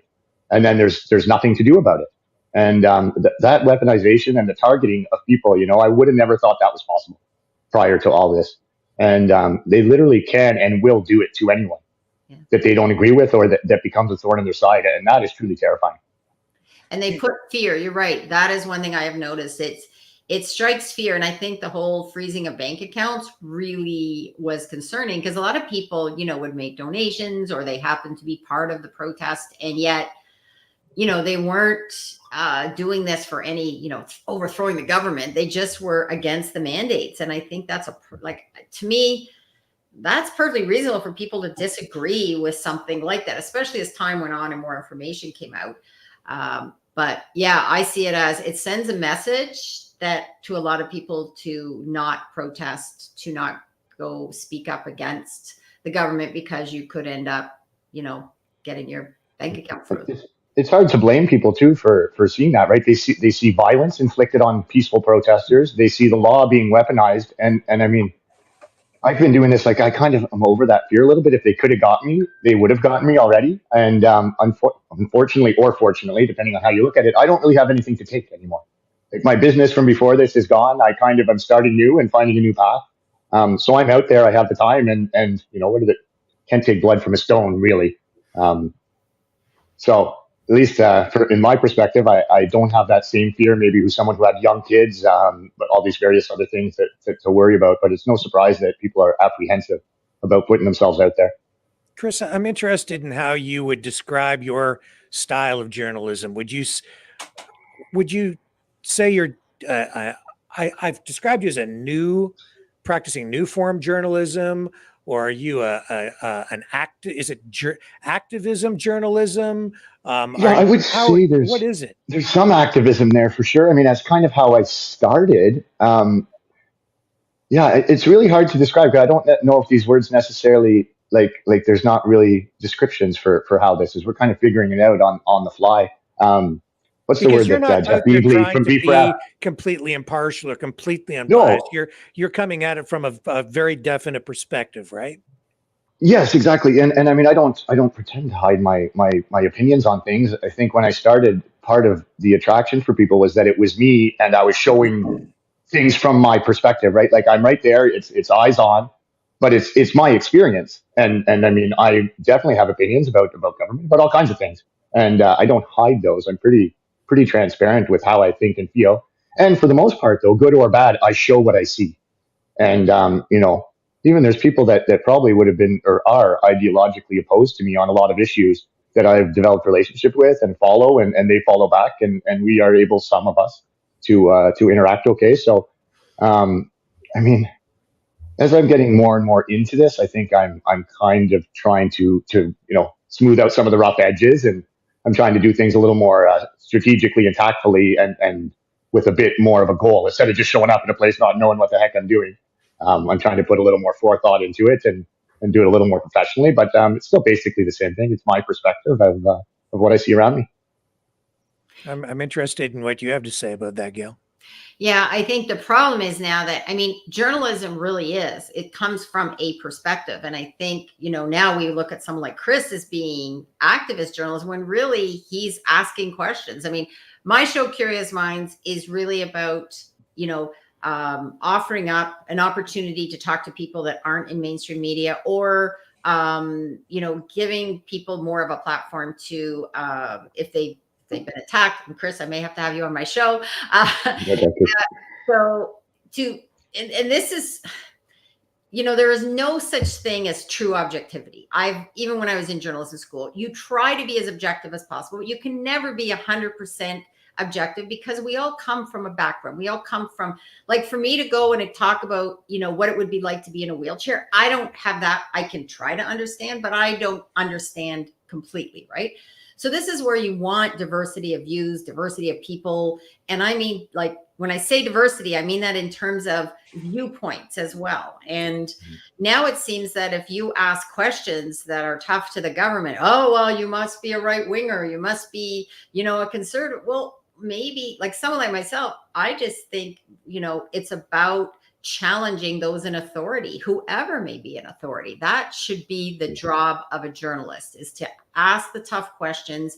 And, you know, when I was a journalist, like, sometimes I would ask tough questions, even if I agreed with the person, I have to still ask those follow-up questions. And that's what's missing right now. And, you know, someone like Chris, again, you know, just by asking tough questions, that seems as advocate journalism. Now, I think Rebel News definitely falls under the, banner of being more advocacy journalism. But, you know, and I don't agree with all of the style of David Menzies or their views on certain things, but I do credit them for covering things that we wouldn't hear about if we didn't have the Rebel News. So I celebrate all different views, because that's what we need for a true democracy, and not just lip service and saying, yeah, you know, a lot of things we're seeing of late talking about what democracy is. Democracy is hearing different viewpoints, and even from even views that, like someone like myself, I may not agree with everything on all political platforms, but I think they all have the right to to speak them, and we need to challenge those views. All views. Any thoughts, Rob? Well, I agree with a lot of what has been said, and I think that for me, true journalism is, it doesn't matter what journalist is in front of the camera. The 5 W's and H is what I want to know.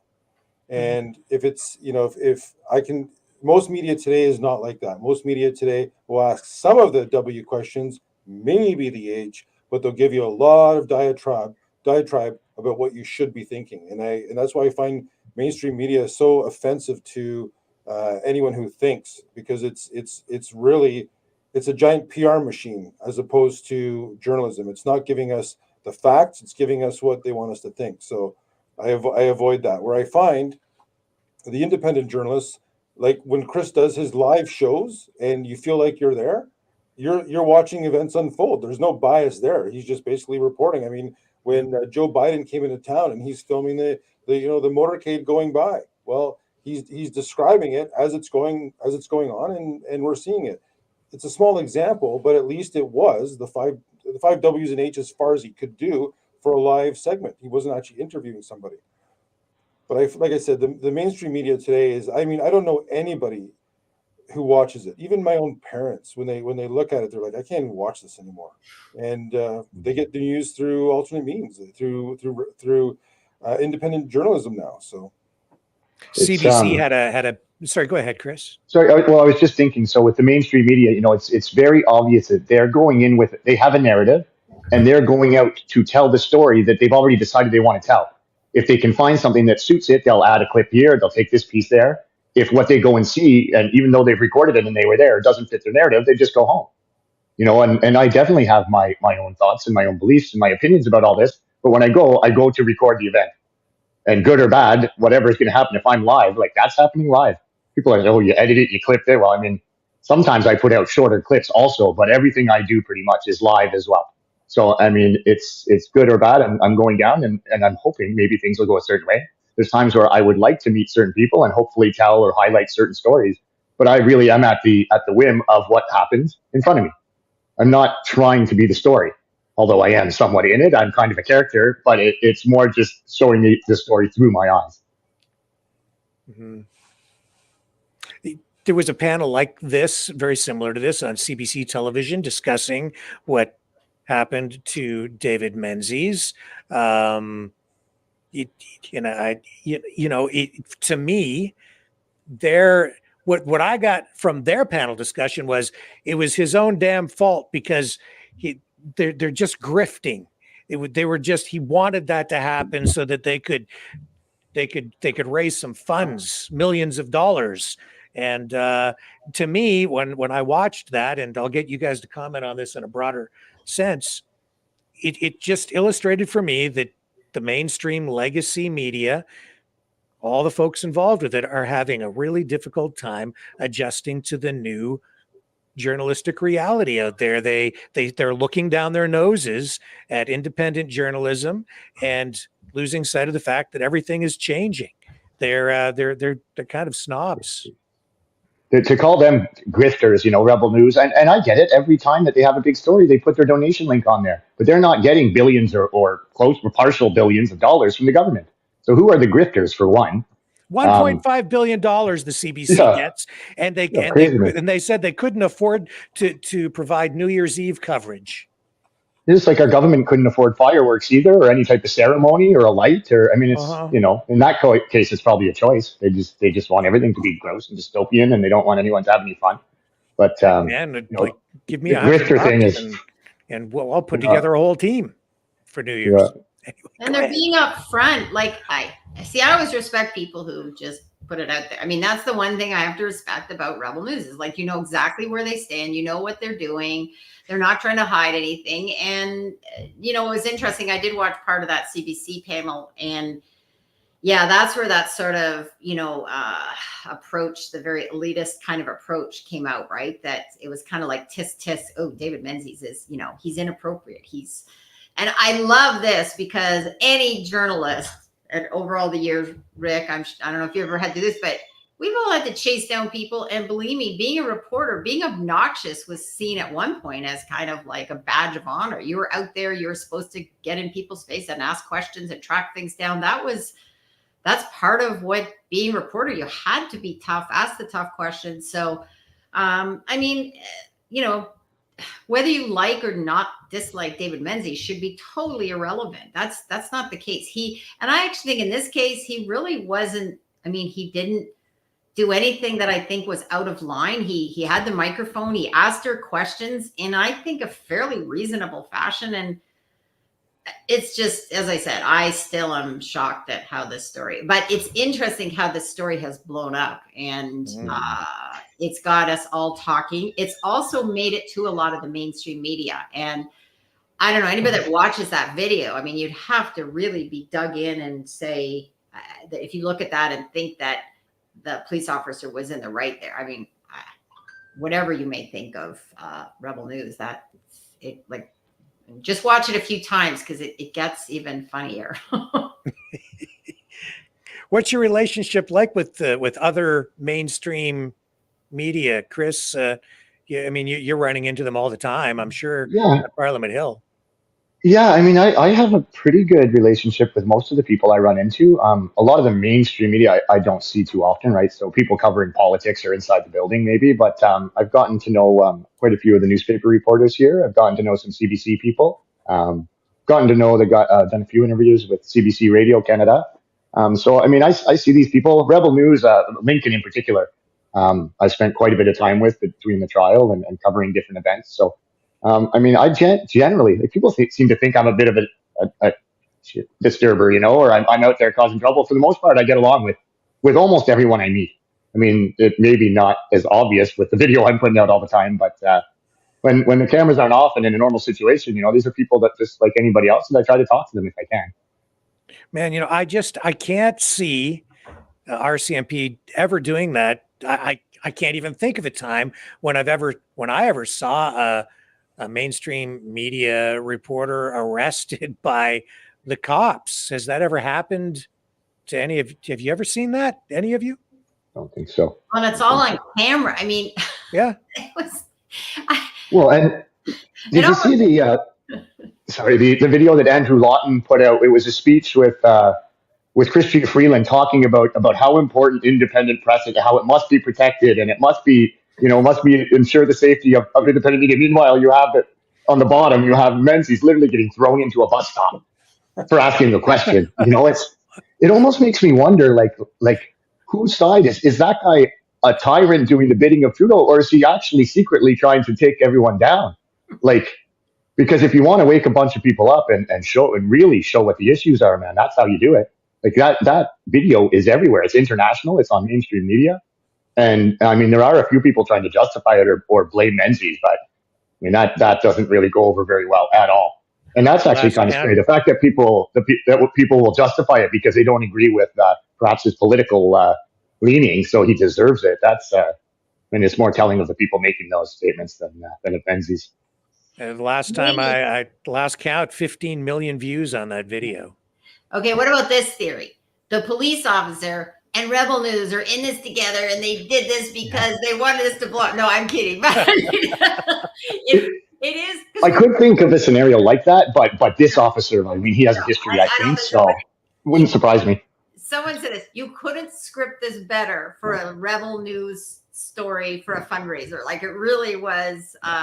But, you know, it's like, you know, I work in PR, and so these people say, oh, we want something to go viral. And I'm like, well, it's only when it's happened so naturally like this that it just will blow up, because you know what they say, truth is stranger than fiction. Like, you couldn't have planned this better and that's why I think more and more I'm thinking it was just maybe the idea was that they were going to just, you know, pull him aside, and then the whole arrest thing and the handcuffs. I mean, the handcuffs was way. Well, I've seen similar situations to this play out, and I mean, maybe this is a bit of a factor of this has been going on to some degree for a while, but there were far less cameras and far less people and ability to share what's happened. But I've seen similar situations, particularly with my work with Save Canada. I mean, I've seen those young men being attacked, hit, physically assaulted, and being dragged out of crowds, thrown on police cars, arrested. I mean, I've seen veterans arrested for being attacked by Antifa.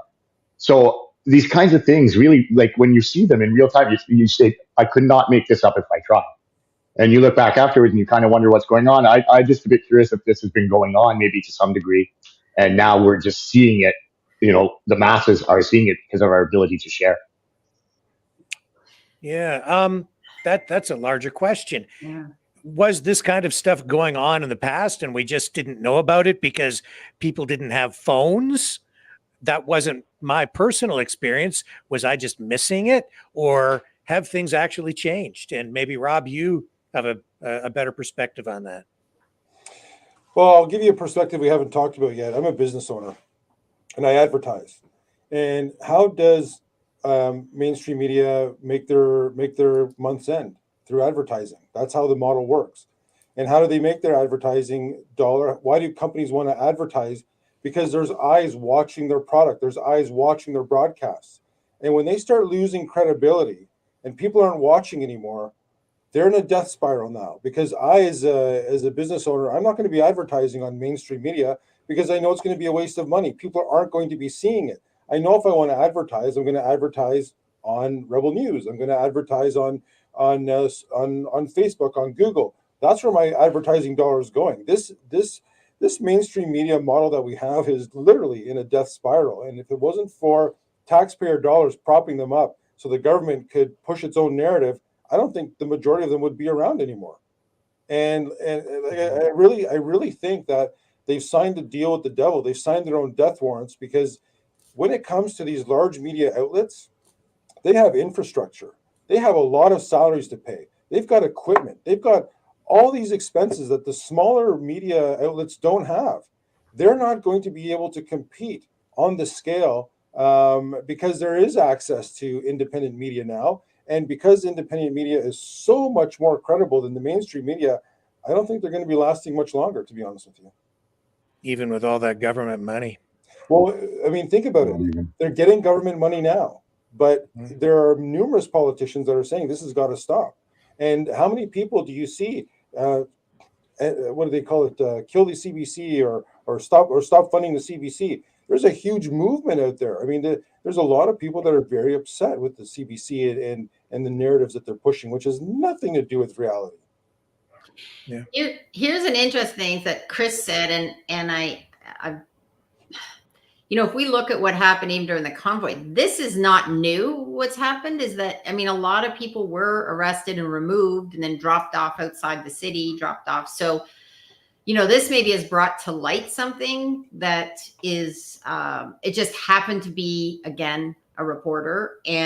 But regular people that have been out protesting, this is probably not new. And Chris, you've probably seen this. And I think that's a really good point that, we're having this big discussion because it happened on camera with Rebel News. And the other thing is, remember, they have run with this. They didn't just scurry away and let it go, right? They've used their platform. So to me, this is the bigger story of that needs to be covered and it's not being covered. And further what Rob said, we always learned, the 5 W's and the H, but it's why. We should always be asking why of everything that happens. Why is that happening? Why do we have a housing issue? Why do we have inflation? Why? Like, no one asks why anymore. That's what's lost in our media coverage is, we have lots of seeing what's happened, but there's a lot less analysis and asking questions of why. And we let politicians off the hook a lot of times. I'm talking in terms of media asking questions. We'll ask these softball questions and there's no follow-up. Like, I listen sometimes to news conferences and I just am shocked at how they just let them go on to the next question. They just answer these questions with such bland answers. And I just, and that's where we did see, with when Pierre Poilievre started pushing back with the reporter and everybody thought that was so horrible. But I thought, well, I'm sorry, as a reporter, if you're going to take on something, better come equipped and don't just ask these general questions. And I remember one time early on as a reporter hearing about someone asked Margaret Atwood, and I think she hung up, like she didn't suffer fools either, right? And whatever. So yeah, if you're gonna be a journalist, you're gonna ask questions. You better come prepared to have them get pushed back at you. And all of a sudden, people thought this was terrible that Pierre Poilievre did that. But I, as a reporter, I'm like, no, sorry, gonna play with the big guns. You better be prepared to accept the pushback. Are you talking about the Apple incident? The Apple incident, and also the that was the big one. There was another one I think he asked follow up, but the Apple incident, and again that has blown up. And that was not a junior reporter asking those questions. Like that was someone with experience, and same thing. Some of the media came to the reporter's defense, and I'm like, sorry, no, you don't get a pass for that. When you're, when I was a reporter, if I was going to take someone on, and I do have a story. One time I took on, I think at the time, Rick, you'll appreciate this, Remo Menzies. Okay. And I was asking I pushed him on it. And finally I said, well, if you're not going to answer my question, we might as well end the interview. And he hung up, and then he called my boss, and I got called over. And at that time, though, it was kind of got a congratulation. Many times later, or many months later, I bumped into him, and I had to go up to him and introduce myself. And he goes, "Oh," and he goes, "Oh, well, you're not the piranha I thought you were." And I'm like, well, stay tuned. Hey, man, if you're going to be a politician, you have to expect that. Yeah. From time to time. I think the mainstream media reporters or journalists are so comfortable. That just shows that they know that they're going to get these softball answers. They're coming in often with prepared questions. If you do ask anything, these politicians, they go off on a complete rant about whatever they want. Yeah. They don't even address, like, you could just say nothing or whatever. It's really about their speech is predetermined. But for somebody to challenge them, I don't think they're used to that at all. Most of our media is so broad, like there's no nuance in anything, right? You want to know about a why. Well, we never get close to that.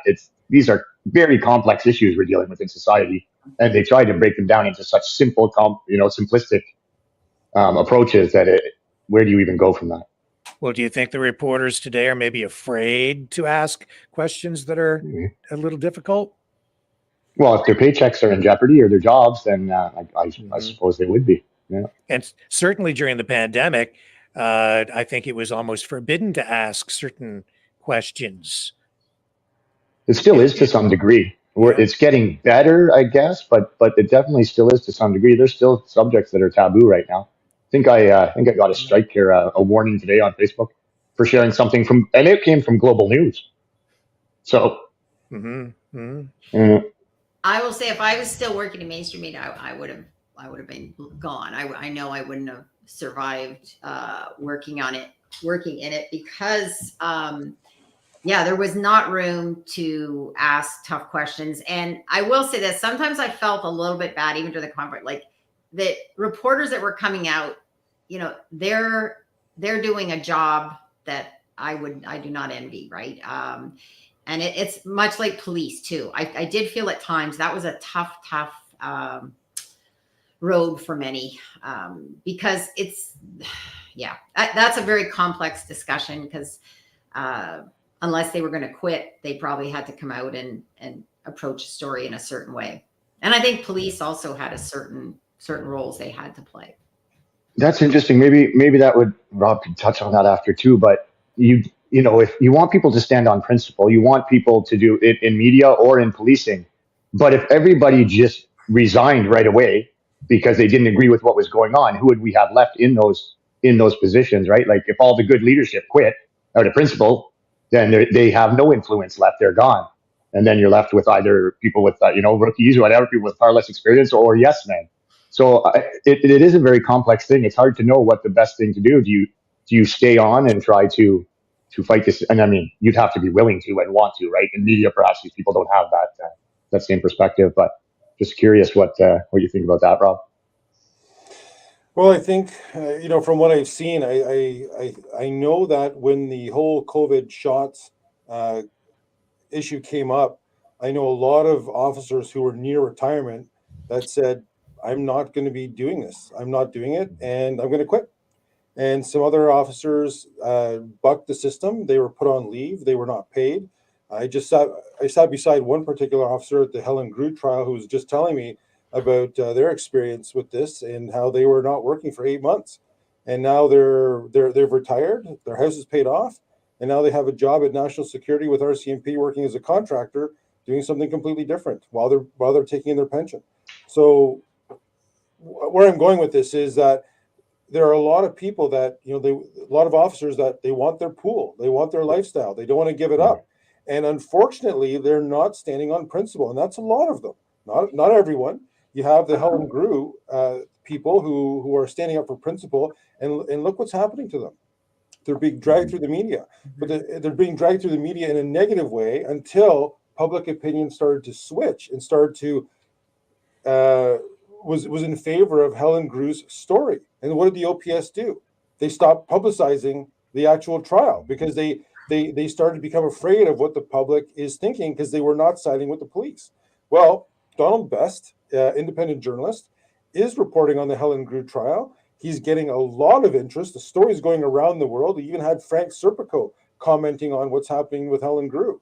So I think to a large degree, I don't know if you're familiar with the Streisand effect, but we're starting to see the Streisand effect taking place with the mainstream media and them trying to quash stories or trying to silence stories. And what the Streisand effect is when you try to silence a story, all of a sudden that story generates that much more interest and becomes even more powerful of a story. And that's exactly what's happening with a lot of these stories, with the truckers, with Helen Grew, etc. So, like I said, I to answer your question, I think there are a lot of not as principled people as we would expect in the police service, but there still are a heck of a lot of principled officers still there. And although in my experience, they make somewhat of a minority, not that the average officer is not a good person, but I think that, they've got their job, they're afraid of losing their job. And I would not be one of those officers.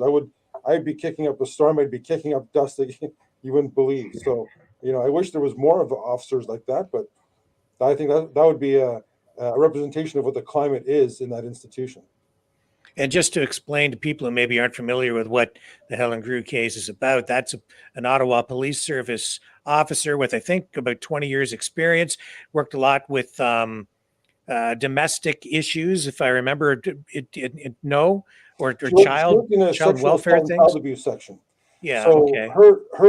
The unique thing about her case is that she was not only supposed to investigate a spike in child deaths after the jab that she noticed. By the way, I refuse to call it a vaccine because it's not. All the data shows that it's not.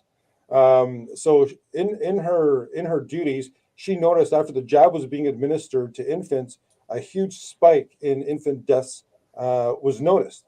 So with this data, she tried interviewing doctors and some medical professionals, and she looked at some files. And as a result, her supervisors tried to shut down her investigation. Now, that's extremely odd. Where's this direction coming from to shut down this investigation that is showing that there is an increase in child deaths?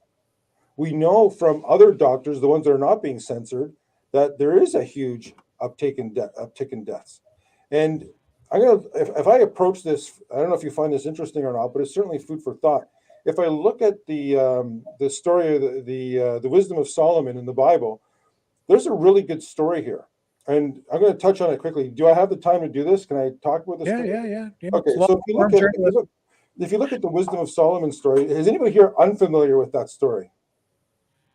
Gail, you know what I'm talking about? No, you'll have to probably explain that one. I'm not. Very well. So basically what happens is King Solomon is facing a situation where there's two prostitutes that were living together. They were young prostitutes. They both ended up having children around the same time. And one of the prostitutes in the middle of the night woke up to find her child dead. And what she did was she took the baby of the other prostitute, put it under her arm, and exchanged the baby. So when the other prostitute woke up, she would believe that it was her child that was dead. But the prostitute who had the child that was alive said, "This is not my child. You've switched the babies." Well, of course, King Solomon had no idea what happened between these two women. And they both went to him and said, "She's got my daughter. No, she's got my daughter. I'm the mother. I'm the mother." So the King Solomon said, "I'm going to come up with a way. I'm going to solve this problem. We're going to cut the baby in half. And between the two of you, you're going to determine who's going to have the top and who's going to have the bottom." And one of the prostitutes said, "Fine, if that's how it's going to be, that's how it's going to be." And the other prostitute says, "No, don't hurt my child. Even if I can't have my child, I'll give it to her. Just don't harm my baby. And by virtue of that, King Solomon knew who was the real mother and who was the imposter. Well, the same thing is happening now with our medical profession. If you look at those who are towing the public line and those who are getting the media coverage, those are the ones that are in favor of the jab. They are pushing it. It's safe, it's effective, etc. It's the doctors that have nothing to gain by telling the truth and the other side of the story that are the ones suffering. So anyone who has a mindset, an independent mindset, and looks at the story of King Solomon and looks and evaluates this information today, who are you going to believe? The doctors that have absolutely nothing to gain by telling the truth, or the ones that are able to keep their licenses and repeat the government narrative? And I think that sort of critical thinking really needs to take place in society today. People need to start activating their faculties of critical thinking and seeing there's something awry, there's something not going right. Well, if you look at all, is this boring, by the way? No, on the contrary. I love it. So if you look at all of the people that are pushing the jabs right now, I mean, you can go on TED Talk from 2010 and you can see Bill Gates. He says right to the TED Talk, we need to reduce the population. He says that in the TED Talk. And who's behind all of these jabs? Who's behind all of the administration of these COVID jabs? And if you read the book by RFK Jr., he talks about the Fauci Gates, how should I say this? The syndicate, so to speak, and how many lives they've destroyed in third world countries and in Africa and Asia with these so-called vaccines. I mean, there's such a dirty corporate story to be told here. And of course, who's in on it? Our prime minister. This is why a prime minister who's making $200 and whatever $1,000 a year has a bank account in excess of tens of millions to hundreds of millions of dollars suddenly. How do you think this is happening? Well, I think, like I said, the corruption that we're seeing in our institutions right now is so great, and people are starting to get squeezed. People are starting to get upset. Why do you think he's trying to take everybody's guns? Why do you think he's building up Parliament into a fortress? Our institutions that we should be able to go into and interact with our MPs, why are they becoming fortresses? Well, from the inside, from what I'm hearing, he's terrified. He's terrified that someone's going to make a move. This is why he's building up Parliament and the security the way it is. So that's my comment on that question. Okay, well, I'll tell you what. Let's take a quick break, and when we come back on the other side, I want to just get you to elaborate on what you just said there about safety, Rob, with regard to safety surrounding the Prime Minister and these other politicians. We'll be right back after this.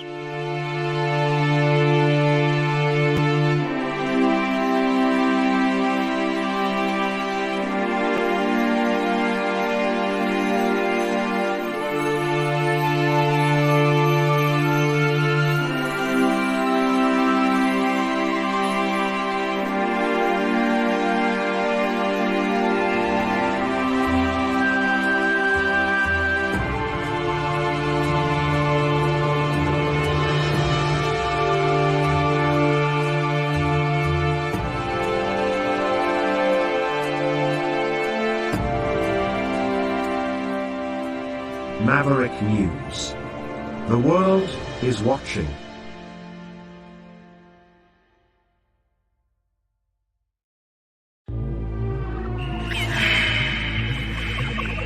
Fighting the Great Reset.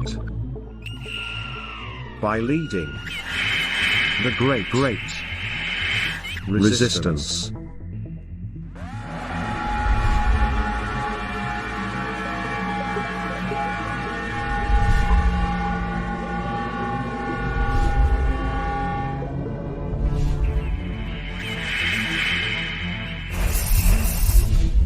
Maverick News.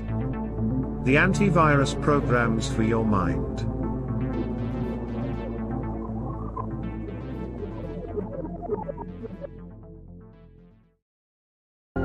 Feel the vibrations.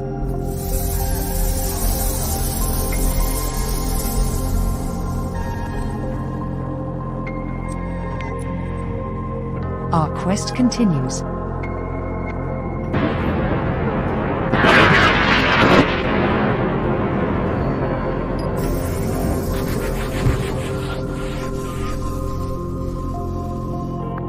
The truth is out there.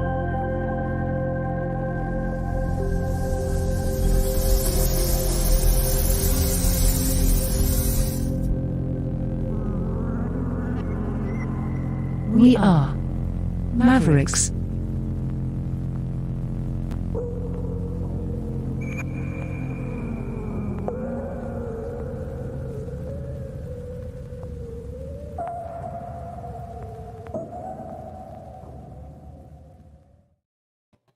And we're back on planet Earth.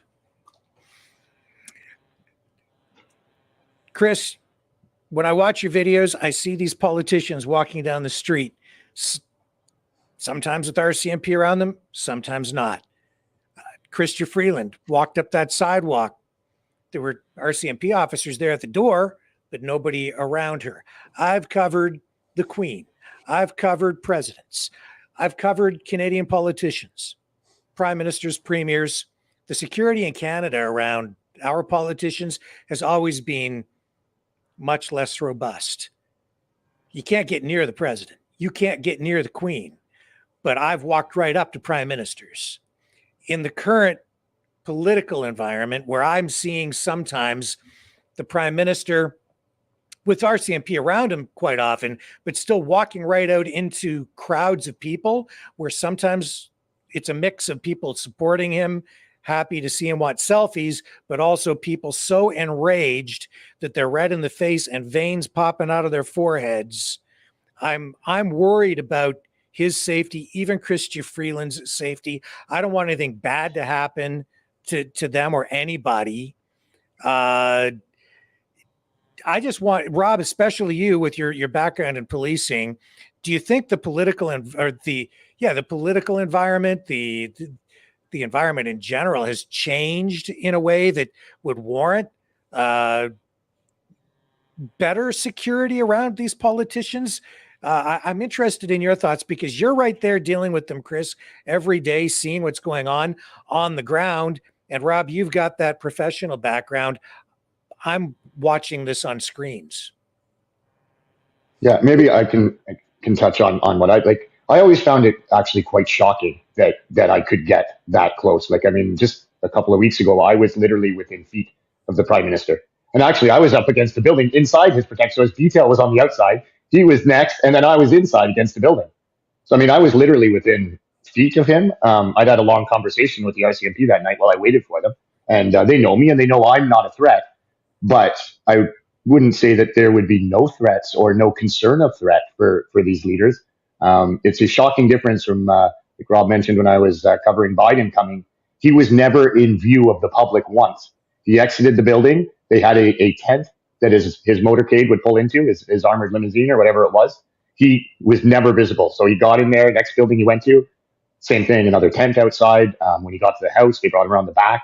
So very, very different. MPs just, regular MPs just walk around alone, sometimes with perhaps with an aide. When you get to some of the more, the people in the caucus or the deputy prime minister, then you'll sometimes get a few RCMP. And with Trudeau, he always has a detail. But even that is small. It's 3 SUVs and a tactical team generally, perhaps an ambulance sometimes. Yeah. Rob, what do you think? Well, I mean, look at the last prime minister before Trudeau was Harper. And at that time, you could go onto Parliament Hill. You could go into the building. You could have a tour. You could use the washrooms. This is our institution. This is the public's institution. It's not his institution. What has he done with it? Ever since he became prime minister, he's put up massive barriers, massive walls. Vehicles can no longer get on Parliament Hill. You even walking onto Parliament Hill, you can't even. I mean, wheelchairs can't get up there unless you put them over those barriers from Wellington Street. Who's he protecting here? Like, why is he doing this? We're not a gun culture in Canada. There is no threats. Handguns are illegal to be carrying unless you're carrying a permit. So it's the police carrying them. So what's with all this security? Like, what's going on here? Well, I certainly see what you're saying with regard to, fortifying Parliament Hill, but him himself, like, to me, I'm seeing him walk out into crowds of people where I would say there could potentially be a threat to his safety. And it's almost to me like what I've seen in the past year, almost like he wants something to happen because he could use it. I mean, I don't know, or it just seems careless to me. It seems inappropriate. I've walked up to prime ministers in the past, but never in my life have I seen a prime minister more hated by the public than this guy. And sometimes they're still letting him walk out into crowds of people. And I think that's very unwise. Seems to be his choice. It's hard to know how much digging or whatnot, but I think if the RCMP really thought there were threats, they would adjust that tax. So there is a time where they've changed their security a little bit. So the prime minister for a while was getting. Normally he walks out the door of his office. The motorcade's in front.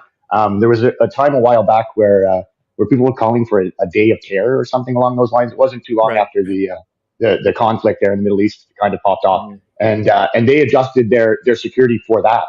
Like it had nothing to do with that. Regular protests were still going on, but for a good few weeks, they changed the way they do things. So they started going behind the gates, entering vehicles behind the gates where he wasn't really visible, taking him away to other areas, unloading behind the House of Commons. So in that case, there seems to have been a higher threat level, or they determined there was. What makes me think that they don't consider anyone here a threat. But look, if they did, they would change. You've covered some of these. They've called them swarmings, which I think some of it is drama, where you've got people out there protesting who maybe are a little over the top emotionally and acting a little bit. But I think that there's also some real genuine emotion and anger there. And I think, live streamed some of this stuff. I've seen people right up in his face calling him a pedophile, screaming at him, "Get the F out of here."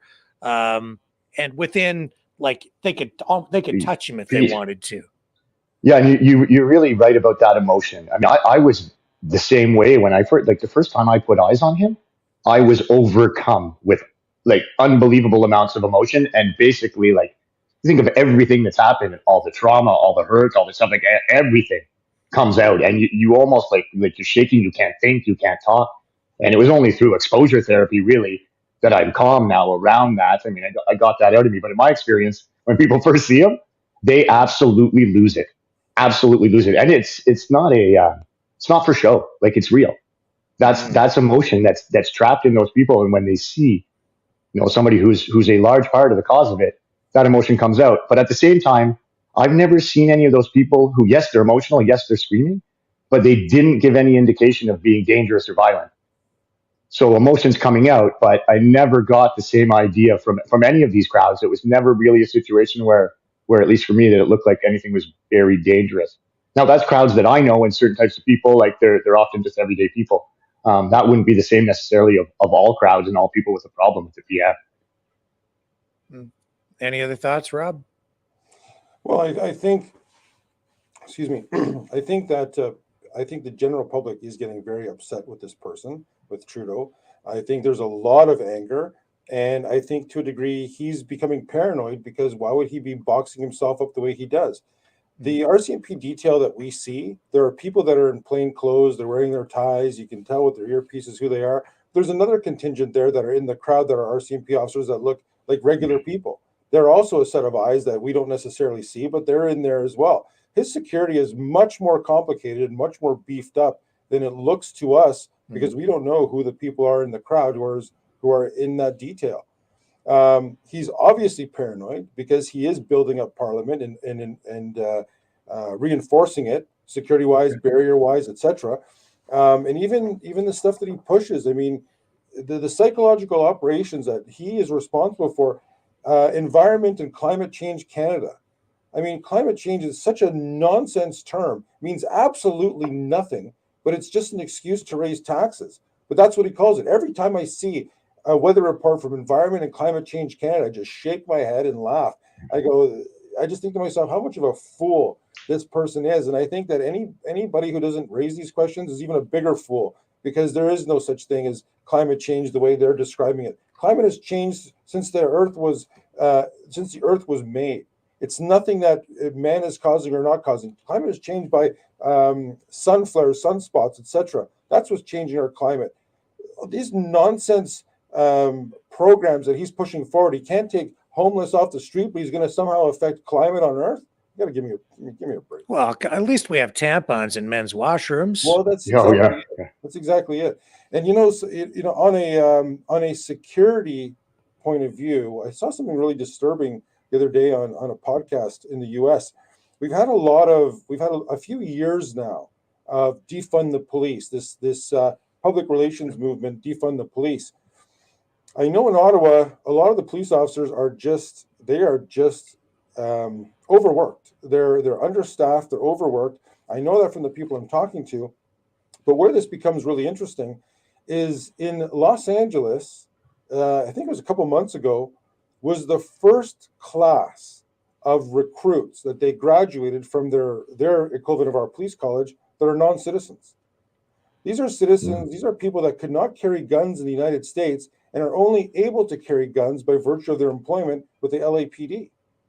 So on one hand, we're talking about defunding the police. We're squeezing out residents from our policing services, yet immigrants are filling the roles. Non-citizens are filling the roles. I shouldn't say immigrants. I should say non-citizens are filling the roles of policing.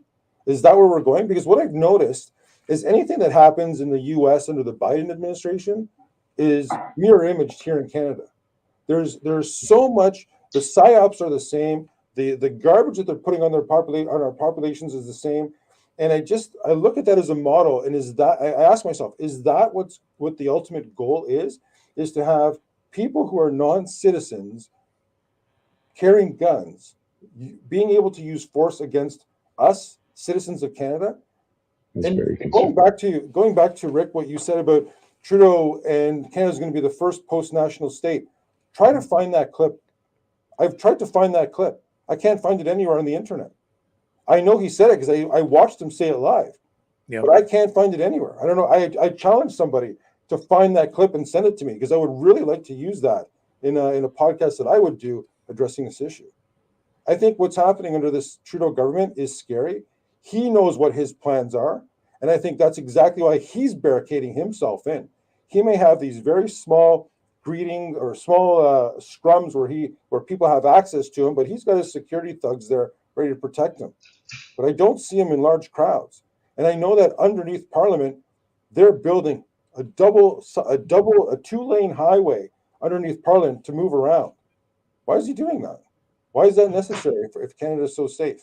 Why is he taking away guns? How many police chiefs have said, you can take away guns from the average peaceful citizen. That's not going to impact anything on crime. Crime is with the thugs that shouldn't be carrying guns or prohibited from carrying guns. Those are the people you should be targeting. But those are the people they're letting out. The people that they're targeting are the Tamara Leaches. Tamara Leach, who's in jail for mischief for how long? And how long is her trial going on? So, like I said, I think Trudeau's an extremely weak man. I think he's lacking moral character. He's not exactly a Rhodes Scholar. He's actually quite dull. And I think that he's compensating with all of these things that he's putting in place because he is so weak. And just like Jordan Peterson said, it's not the strong men you have to fear, it's the weak men, and that's Trudeau. The thing is, I don't fear him. So I hope nothing happens to him. I don't want anything to happen to him. I hope that he exits office peacefully, and I hope he faces trial when he's out of office. I think that's what I would like to see personally. Mm-hmm. Yeah, a little accountability from anyone would go a long way. I think without any, it's been so long since we've seen accountability from any of our leaders. It's very hard to move past these things if there's no accountability. It's interesting too, like what you say about the in LA. I think I've also read recently that the Canadian Forces are looking at changing their standards for who can serve and who they're going to start recruiting, and particularly in the police force, when you have people that are coming in that have no connection to the city, to the people, or even perhaps to the country. That's very concerning for me. It reminds me a bit about how they brought in all these various police forces from outside of Ottawa. It wasn't Ottawa police that were beating us up. It was Peel police. It was Quebec police. There was various police force, but it didn't seem to me like it was the Ottawa police who were on the front lines then, right? They brought people in, so they didn't have the connection. And what they're doing with bringing in non-citizens, is that just to an even more extreme level? So that's quite concerning. I don't know if you are aware either that at Parliament, at the House of Commons, it's been going on for a while now, but they started restricting access to certain people just because of their associations. So without any reason, without any incidents happening, Lynn Brooks was actually, and her brother, Bill Brooks, is a veteran that's been protesting up around there. He had a meeting with committee, was going in to see the minister, and they wouldn't let Lynn, who's his sister, wouldn't let her into the Hill because of her associations with freedom-related people. And that happened to, it happened to quite a few people. I can think of maybe a dozen even that were denied access to the House of Commons, to the gallery, when it's open to the public. So not only are they increasing security, fencing things off, but they're now actually restricting access to citizens without reason or without recourse either, really. It is scary, and like I said, it's very similar to the communist governments. I mean, they want to rule without law. They want to rule on a whim, and they want to rule the way they want to rule, just to be powerful.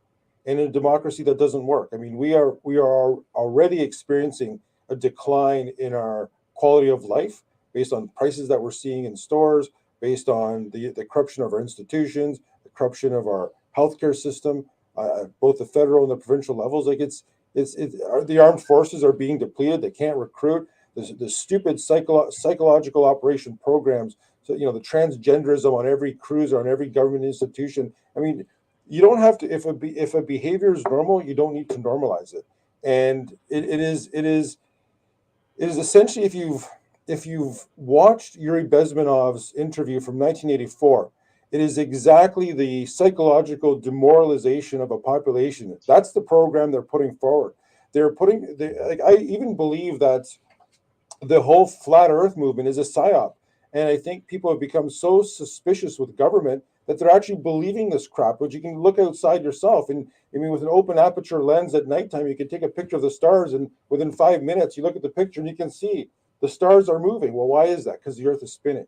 So, these things are really easy to see, but the amount of emotion that people put into these beliefs, it's a measuring stick to show those who are deploying these psychological operations how much effect they're actually having. That's what is the purpose of these, the flat Earth movement. That's a psychological operation. It's all contained with Yuri Bezmenov's interview, exactly what they're doing. And it is the psychological demoralization of the public to the point where if you demoralize a society to the point where they can no longer differentiate between fact and fiction, that public becomes ineffective when it comes to resistance. And that's exactly what they're doing. And sorry, go ahead.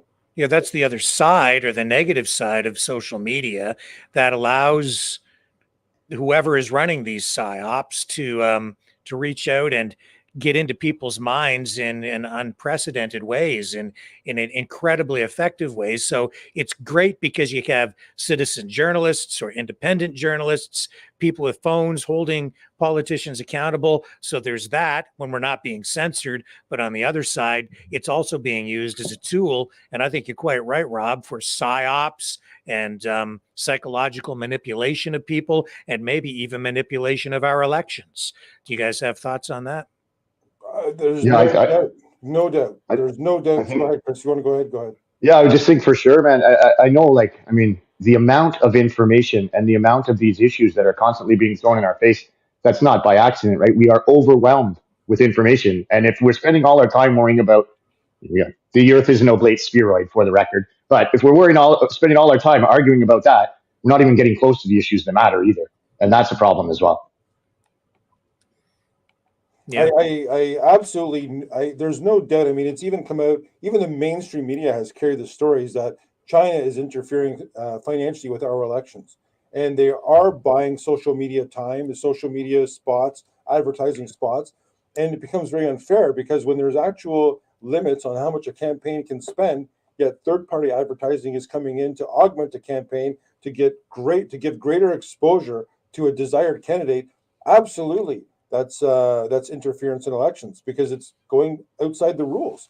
And I think the biggest, this is another thing, this wouldn't work. This wouldn't work if the average citizen was more involved in politics and actually on a much more grassroots level paid attention to who the people are running in their ridings.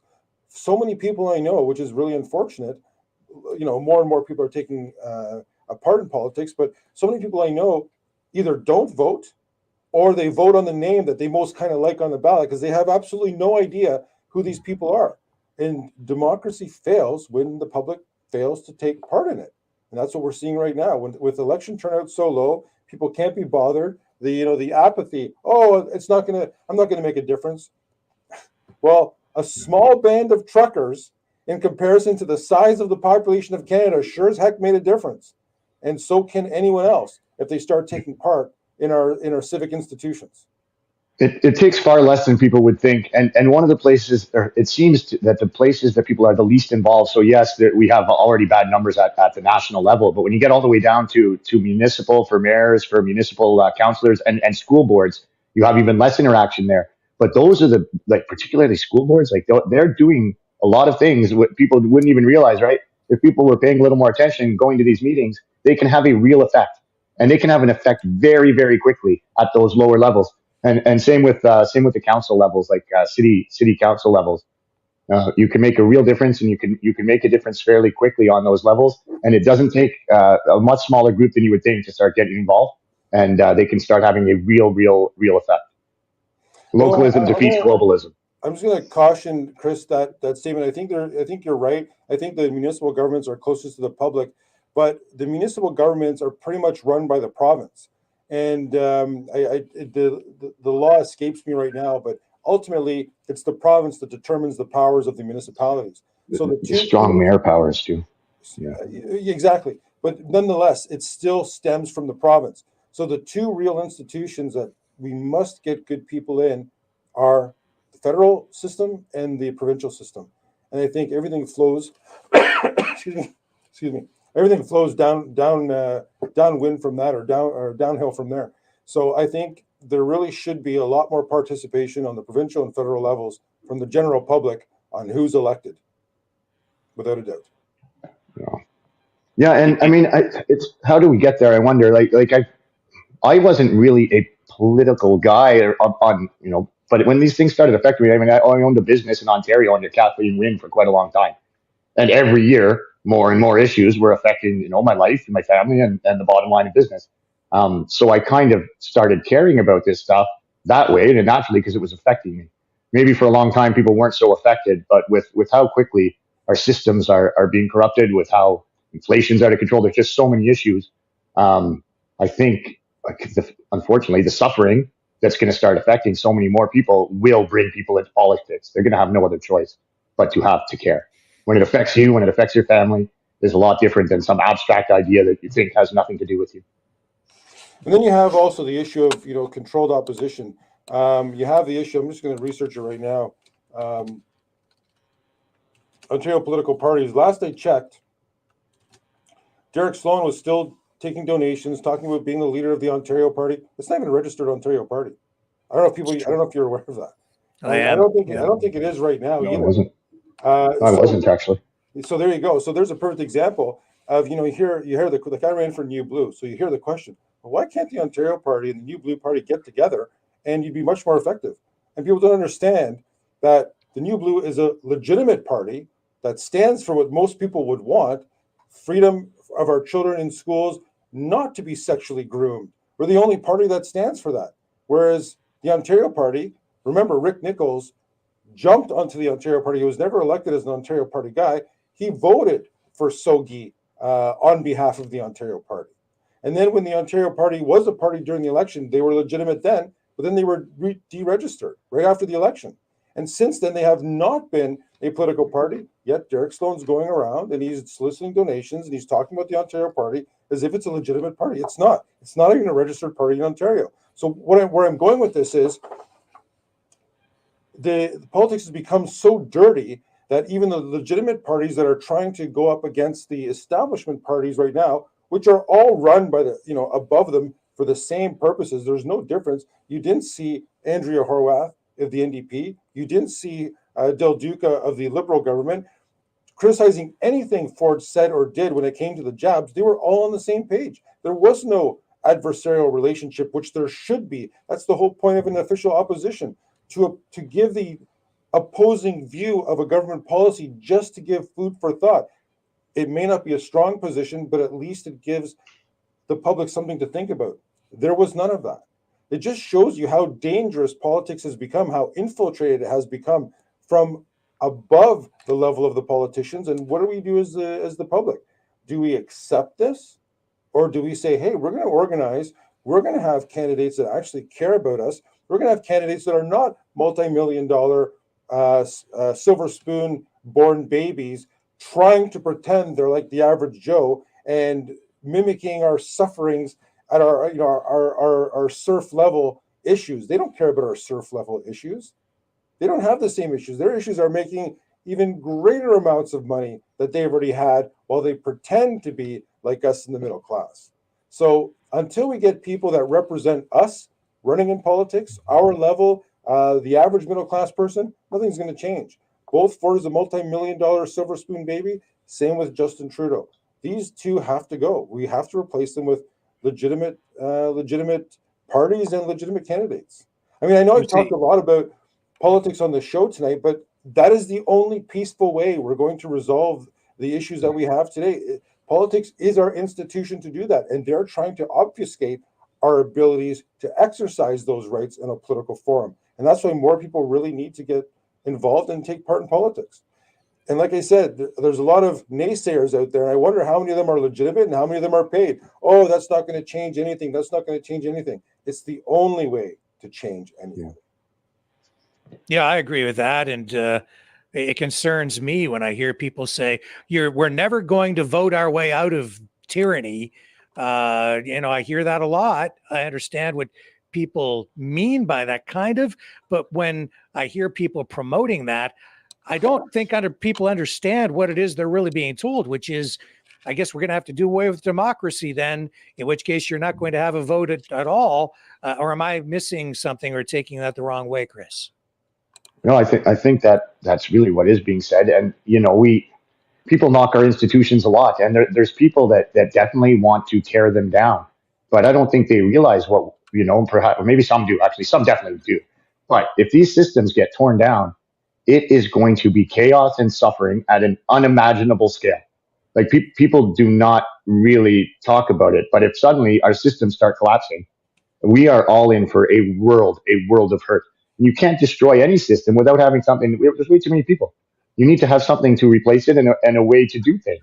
And I, for one, I know there's problems in all of our systems, but a lot of people spent a lot of time, very smart and good people, building these systems up so that we could have a society. And I don't think we're anywhere near at a point where we should be tearing them down. We need to fix them. There's work to be done, but we need these systems. Yeah, it seems to me the government is the one that's trying to tear everything apart and tear it all down. We need to work against that and fix the problems, and that has to be done in a political way, in my view. So I think that you've really touched on that, Rob. Thanks. And I just did research the registered political parties in Ontario. And the Ontario Party is not a party in Ontario. It's not a legitimate party. I know that they let their paperwork. They didn't submit the right paperwork, and they were deregistered as an actual party. And yet, I still receive emails from Derek Sloan, and not that I was a member of the party, but I'm on his mailing list. And he always has some person who's at the forefront of some issue where they're raising money. And it's perplexing to me. Why is Derek Sloan with the defunct Ontario Party fronting a fundraising campaign for this person, and then it's another person, and then it's another person? It seems very odd. I've never seen anything quite like that before.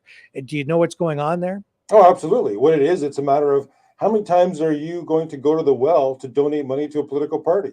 If he exhausts all of your ability to donate with these silly things that are going nowhere, are you going to be donating to a legitimate party at the time of the election? No, because you've exceeded your donations in your walks to the well, so to speak. And that's what this is. And it just shows you how dirty some of what the players are in our institutions, and why we need a peaceful revolution, but a political revolution with what happened when you had the Farmers' Party in the 1930s in Ontario. People got so fed up with the three mainstream parties that the farmers said, look, we're going to make things different for you. And that's what they did. The first time up, the Farmers Party won and changed everything. All the other parties were cleaned out and they had to start from scratch. And that's what we need in Ontario. We need an alternative. And I'll tell you, from a provincial point of view, the New Blue Party is the only one that is actually echoing what the public wants. Every other party is imposing the things that we don't want. So I think the choice is clear the next provincial election. Well, Chris, do you think the progress is being made, or are you winning or losing? Yeah, I do think there's progress being made, and on a lot of fronts. I do, however, think that we're in for a bit of a ride here before we really get to a point where things start improving. Like it's a long fight. There's a lot to be done, and I mean, I am seeing improvement in some places. I'm also seeing things, people cracking down in other places, and I guess that's all part of it. I think we're going to have to go through another couple of years here of rather tough times, and certain ways they could get tougher. But I think we are on our way to winning. Mm-hmm. It'll take time, but eventually it'll happen. It'll happen. Yeah. People are having it. Yeah, I don't think anything will happen quickly. Short, but I got to run pretty soon. So yeah. Yeah. And with that being said, let's get some final thoughts from you guys and kind of wrap this conversation up. Do you think that the arrest of David Menzies, the media, like what's coming in the aftermath of that, through media attention, even mainstream media attention on this particular issue, worldwide attention focused on it, is this going to result in any kind of improvement, or is there something positive that has come out of this? I mean, the exposure is good on its own. Like that is definitely doing something. I don't think I highly doubt there'll be much accountability, or at least not for a very long time. But it may affect a change in tactic and behavior from some of these people. That's where I found we get the wins. Like it's not often that a police officer ends up getting disciplined or things like that. But when we show enough and enough people see it, I found that police and well, not just police, politicians, they adjust their tact. And if we show the right things and they're egregious enough, then it forces them into changing their approach a little bit, even if there isn't actual accountability or punishment for the people. So, I mean, the awareness itself that this is going on is a positive for me. Mm-hmm. And final thoughts from you, Rob? Well, I think it's another stain, but this is a stain that's going to stick. There's a number of stains that have stuck to the Trudeau government, and I think this is another one of those stains that's going to stick. It's also an indicator of why Trudeau is trying so hard to clamp down on either independent media or the ability to share news on Facebook and all these other platforms, because he doesn't want this stuff to being talked about, but it's actually backfiring. And I personally don't consume any Canadian news other than Rebel. But I shouldn't say that. I do consume some of the independent media, but none of the mainstream media is what I'm saying. I don't consume any of the Canadian mainstream media because I know it's all propaganda. I do look at news from India. News from India, it's in English, easy to understand. The way they talk about Trudeau is unbelievable. If you look at the news coming out of the EU, I speak Polish, so I can understand what's happening there. They're talking about Trudeau, and it's crucifying. The way the average politician that's not a socialist, not a Donald Tusk now that we have that guy in Poland, but the true politician who actually cares about the population they're supposed to serve, they can't stand Trudeau. They look at him as a world example of an abject failure in politics. And I think a lot of people are baffled how this guy is still in office. Well, I'll tell you, if he manages to get reelected, or at least manages to form government again, I'm really going to take issue and really be suspicious of our political institutions and whether or not our votes are counting, because I don't know anybody in any facet, in any of any political stripe that used to even be liberal that's going to vote liberal. I recognize that perhaps some government union members may be voting liberal because that's how their union is telling them to vote, but they're far outnumbered by the average Canadian. So I'm really going to take issue if Mr. Trudeau makes it back into office and forms government. And just one final thing from me, and it actually comes from Brendan Kennedy, who you had met on this program before, Rob. He messaged me, and he still comes on from time to time and joins us on the program. And he tells me that it's your birthday. Well, he said to say happy birthday. So happy birthday from Brendan. Happy birthday from me as well. And I'm sure from Chris too. Thank you very much. Very kind. I think Chris actually wished me happy birthday today on Facebook. Yeah. Now that you mentioned it, I forgot. Weren't you taking a run this morning on your birthday? That's Like right. you were training? I'm training for a marathon again. So another marathon. So I ran for about an hour early this morning, and I just caught a quick segment and posted that, and I'm going to keep running. Yeah. So, Yeah. Right on. Well, happy birthday. Happy birthday, Rob. And on that positive note, we will draw things to a close. And Gail didn't come back. She's been, I guess, sidetracked somehow, but that's okay. Thank you to Gail Robertson, journalist, for joining us as well. Oh, and just one other thing. How can people follow you guys? Because I know, Rob, you're looking for support for your bid to join people at the Ontario Legislature. And Chris, you have important work that people need to focus on as well. So where can they find you guys? Go ahead, Chris. Yeah, so Chris Dacey on Facebook, Dacey Media pretty much everywhere else at Chris Dacey on X. And I just got a website launched too, so daceymedia.ca. I'm still working on it, but that'll have links to everything I'm doing, and there'll be a lot more there coming soon. And for me, I have a Twitter handle at Rob Stocki, and I also have robstocki.com as my website. You can get me via email on that website. The website itself hasn't been updated in a while because there hasn't been an election, but we will be pushing more of that website information onto that website in the future. So that's how you can get a hold of me. Okay, gentlemen, thank you so much for spending all this time with us tonight. Long form journalism and very helpful to the public tonight. Really, really appreciate your input. Thanks so much, Rick. All right. Thanks, Rick. And folks, I'll be back tomorrow night, 6 p.m. Eastern Standard Time.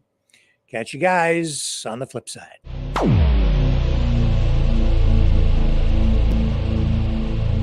This has been a Maverick Multimedia production.